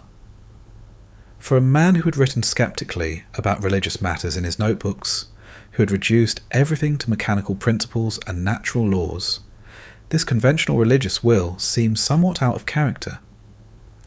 But Renaissance people, no matter how sceptical, generally made their peace with the church at the end.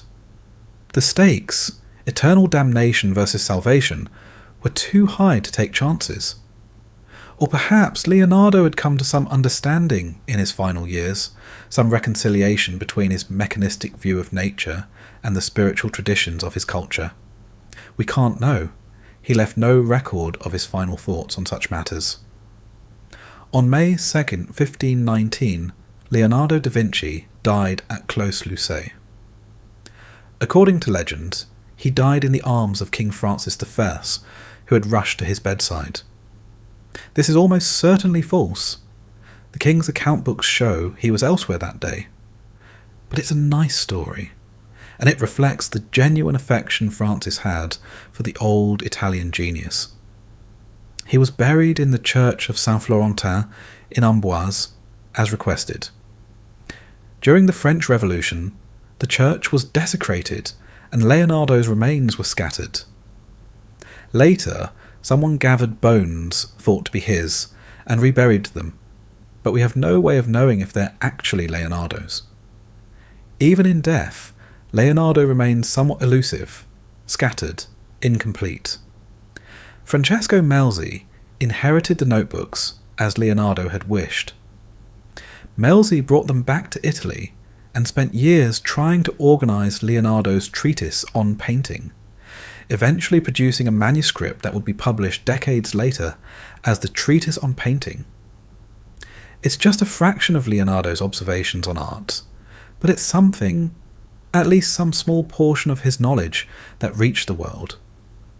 But Melzi never managed to organise the anatomical studies, the engineering designs, the scientific observations. After Melzi died, his heirs didn't appreciate the value of Leonardo's notebooks. They sold them, gave them away, let them scatter across Europe. Some were lost entirely. Some were damaged by water or fire. Some were cut apart, individual pages sold to collectors. The great project of organising Leonardo's lifework, of transforming his scattered observations into systematic treatises, failed. His anatomical discoveries remained unseen by physicians for centuries. His engineering innovations weren't built. His scientific observations were rediscovered independently by later scientists who never knew Leonardo had anticipated their findings.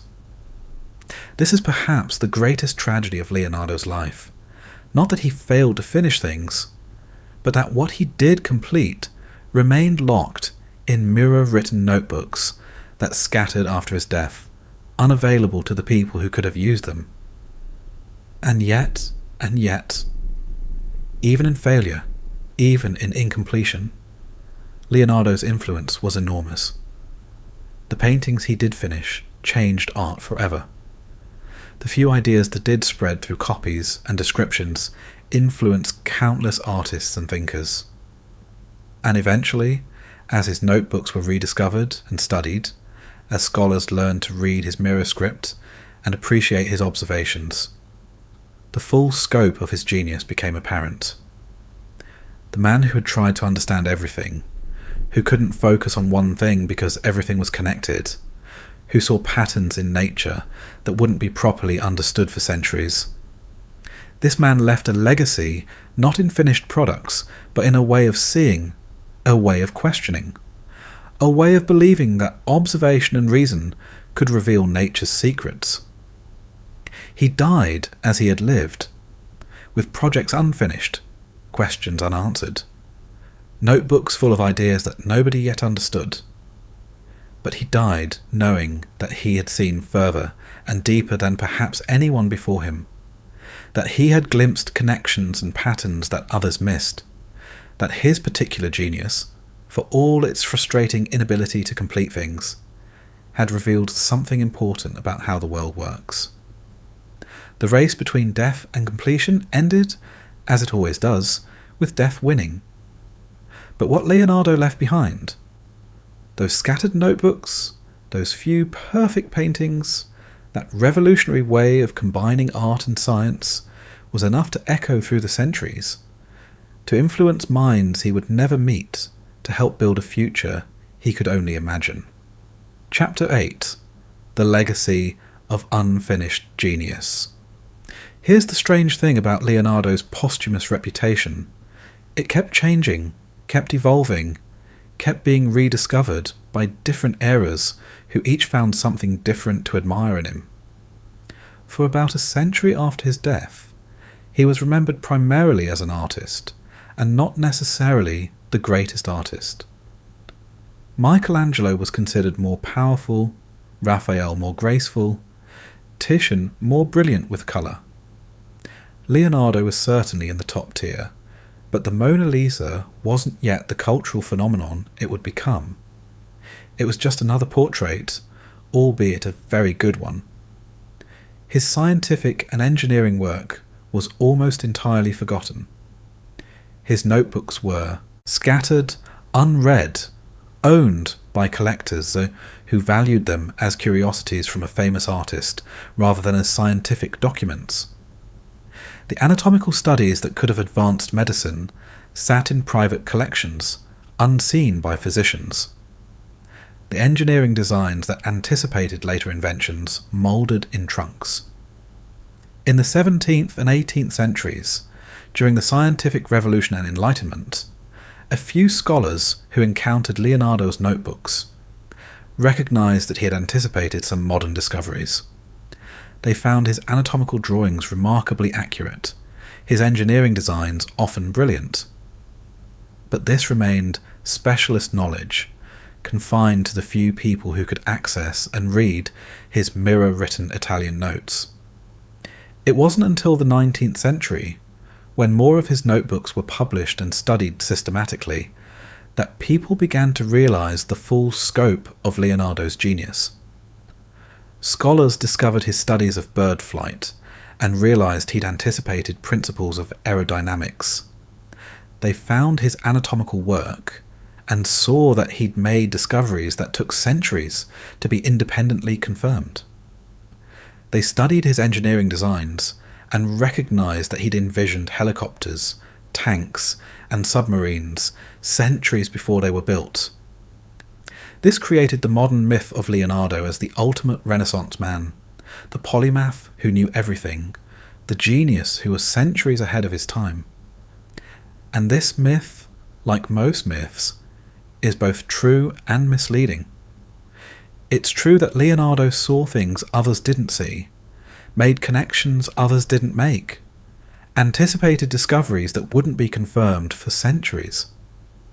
His understanding of anatomy was far ahead of contemporary physicians. His observations of water flow were remarkably accurate. His engineering designs showed genuine insight into mechanical principles.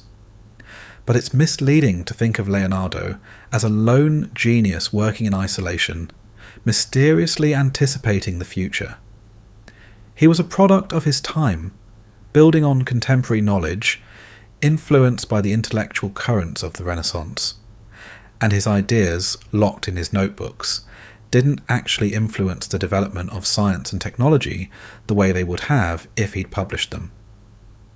The helicopter wasn't invented because someone found Leonardo's designs for an aerial screw. The airplane wasn't built because someone read his studies of bird flight. Anatomical understanding didn't advance because of his dissections. These discoveries happened independently, developed by people who'd never seen Leonardo's notebooks. So in what sense was Leonardo ahead of his time? Not in the sense that he influenced the future. His ideas mostly didn't reach the people who could have used them, but in the sense that he was asking questions and making observations that wouldn't become mainstream for centuries. He understood that the earth was ancient, that mountains had risen from the sea, that fossils were ancient organisms. This in an era when most people believed the earth was 6,000 years old. He understood that light travelled at a finite speed, that it behaved according to mathematical principles. He understood that the heart was a pump, that blood circulated through the body. He understood that air had weight, that water pressure increased with depth, that friction generated heat. These weren't wild guesses. They were conclusions based on careful observation and logical reasoning. Leonardo looked at the world directly, trusted his own eyes and mind over ancient authorities, and drew conclusions based on evidence. This empirical approach, this trust in observation over received wisdom, was revolutionary for his time. It's the approach that would eventually become the foundation of modern science. Observe phenomena carefully, form hypotheses about underlying principles, test those hypotheses through experiment, revise your understanding based on what you observe. This is the scientific method, and Leonardo was practicing it centuries before Francis Bacon and others would formalise it. But Leonardo never formalised it either. His approach remained personal, idiosyncratic, tied to his particular genius rather than being a method others could follow. He didn't create a school of thought or train students to continue his work systematically. His revolutionary methodology died with him, or rather remained locked in his notebooks, unavailable to others. The tragedy is that Leonardo could have been the founder of modern experimental science if he'd just published his methods and findings. Instead, science had to be reinvented by others who didn't know that Leonardo had already walked part way down that path. His artistic influence, at least, was direct and profound. The sfumato technique, that soft, smoky blending of tones that Leonardo perfected, was adopted by countless artists. His use of atmospheric perspective influenced how landscape was painted. His understanding of how to portray psychological states through facial expression and body language changed portraiture. Raphael studied Leonardo's compositions and learned from them. Correggio borrowed Leonardo's technique. The Baroque painters, the Romantic painters, even the Impressionists centuries later were working in traditions that Leonardo had shaped. And the Mona Lisa, that painting he couldn't quite finish, that he carried with him for decades, gradually became the most famous painting in the world. It was bought by Francis I and eventually ended up in the Louvre. In 1911, it was stolen by an Italian nationalist who thought it should be returned to Italy. The theft made international headlines, turning the painting into a celebrity. When it was recovered and returned, people lined up for hours to see it. Today it's so famous it's hard to see it clearly. It exists behind bulletproof glass, surrounded by crowds taking selfies. It's been reproduced so many times, parodied so often, that the original image has become almost invisible beneath layers of cultural baggage. But if you can strip away the fame and look at it as just a painting, it's still remarkable. That soft modelling, that ambiguous expression, that strange landscape, it's unlike anything painted before it and still captivating 500 years later. The flying machines Leonardo designed were rediscovered in the 19th century, around the same time that people were actually beginning to work on flight. Aviation pioneers looked at his designs with interest, recognising that while they wouldn't have worked with Renaissance technology, the underlying thinking was sound. Leonardo understood that flight required lift, that wings needed to be shaped a certain way, that weight distribution mattered. When the Wright brothers finally achieved powered flight in 1903, they were working from principles that Leonardo had intuited centuries earlier, though they'd discovered those principles independently, rather than learning them from his notebooks. The same pattern repeated across fields. Modern anatomists looking at Leonardo's drawings recognised their accuracy and precision. Engineers studying his designs for bridges and fortifications acknowledged their cleverness. Scientists examining his studies of water flow saw that he'd observed phenomena that wouldn't be properly explained until the development of fluid dynamics in the 20th century. In the 20th and 21st centuries, Leonardo has become a cultural icon, a symbol of human potential, the genius who could do everything. He's been claimed by artists as the greatest painter, by scientists as an early scientist, by engineers as a brilliant inventor, by LGBTQ+ communities as a gay icon, though the evidence for his sexuality is ambiguous at best, by advocates for interdisciplinary thinking as proof that specialization is overrated. He's become, in a sense, a mirror in which each age sees what it wants to see. The Romantics saw him as a tortured genius. The Victorians saw him as a scientific pioneer. The Modernists saw him as an artist who understood that representation required understanding underlying structure. The digital age sees him as someone who thought in terms of systems and connections, who understood that everything is networked.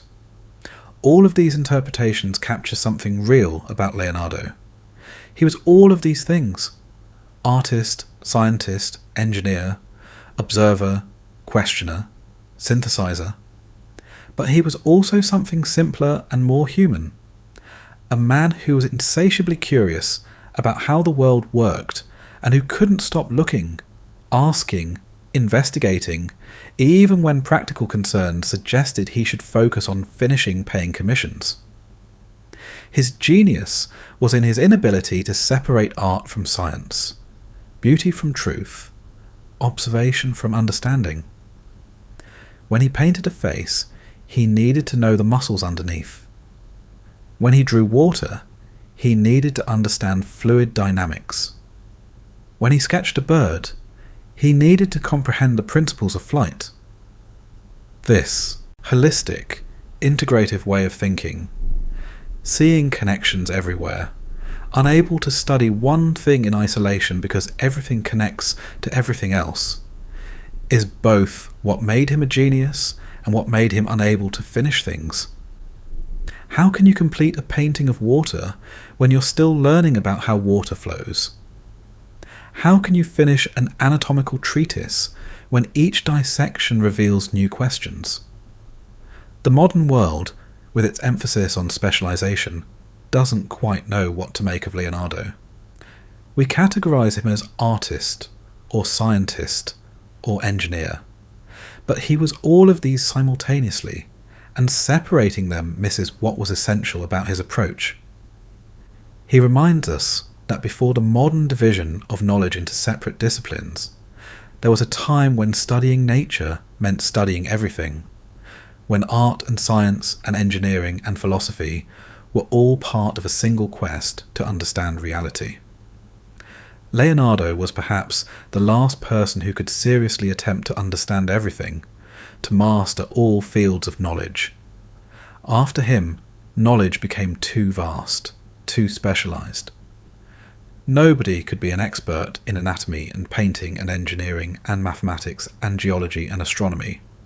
You had to choose, you had to specialize. The Renaissance man became impossible. But Leonardo's example suggests that specialization, while necessary, also loses something important.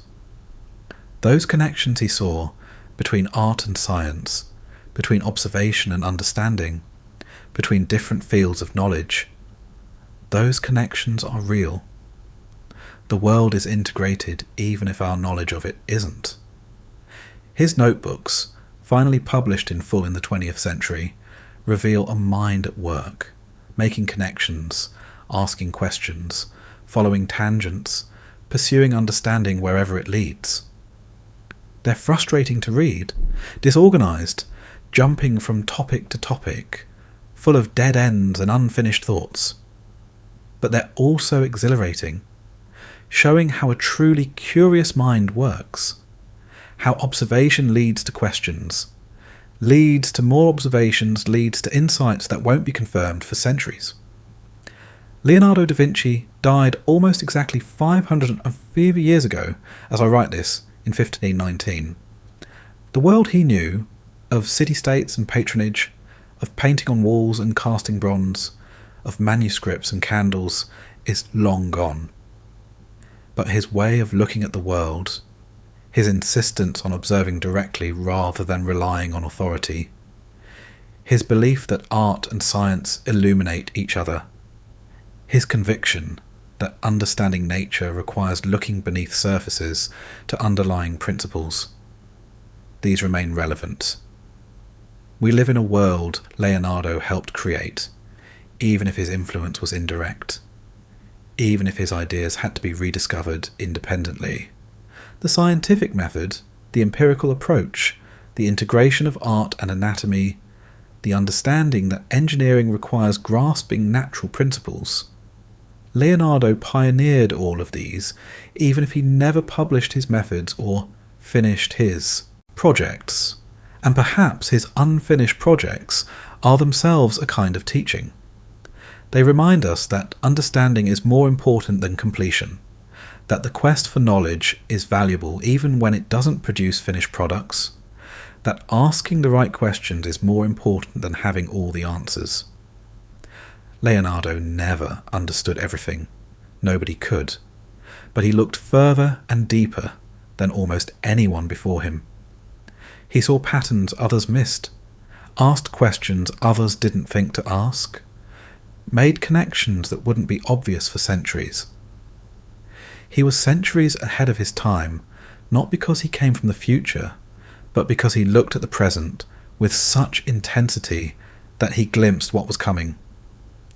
The man who wrote backwards, who couldn't finish paintings, who dissected corpses by candlelight, who sketched flying machines while working on religious altarpieces, who saw no contradiction between art and science.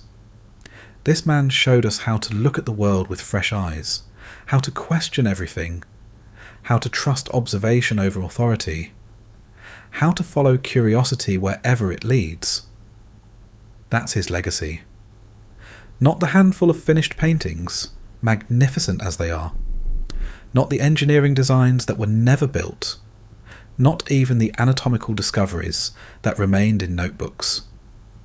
His legacy is a way of being in the world, a way of looking and questioning and connecting that reminds us that curiosity itself is valuable, that understanding is worth pursuing even when it's difficult, that the quest to comprehend how the world works is among the most human of all endeavours.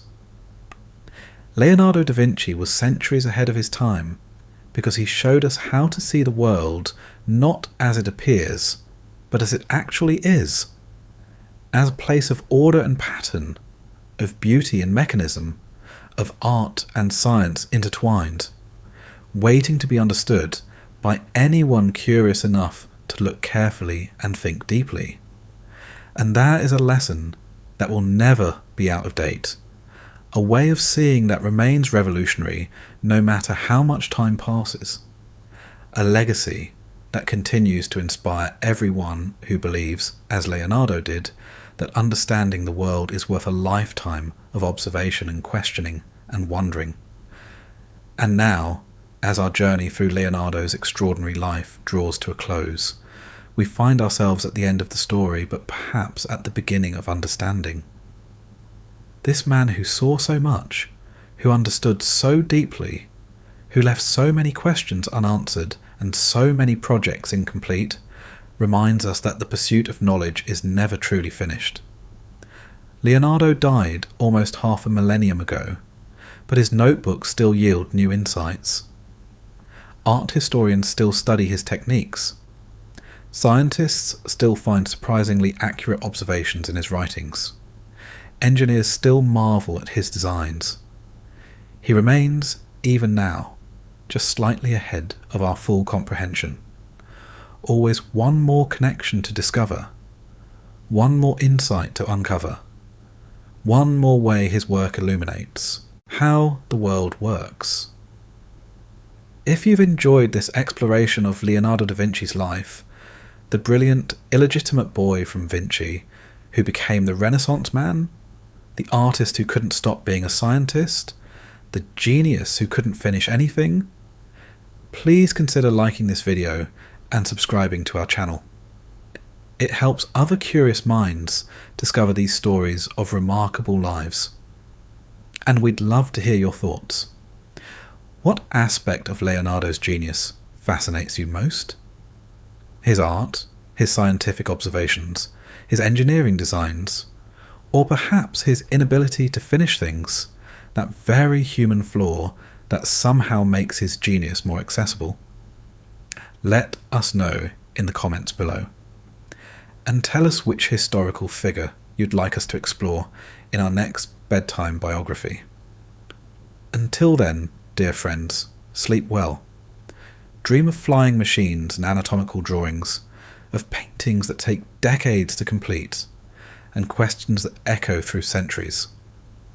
Dream of a man who looked at the world and saw not just what was there, but what could be understood, who believed that everything was connected, who spent a lifetime trying to see it all.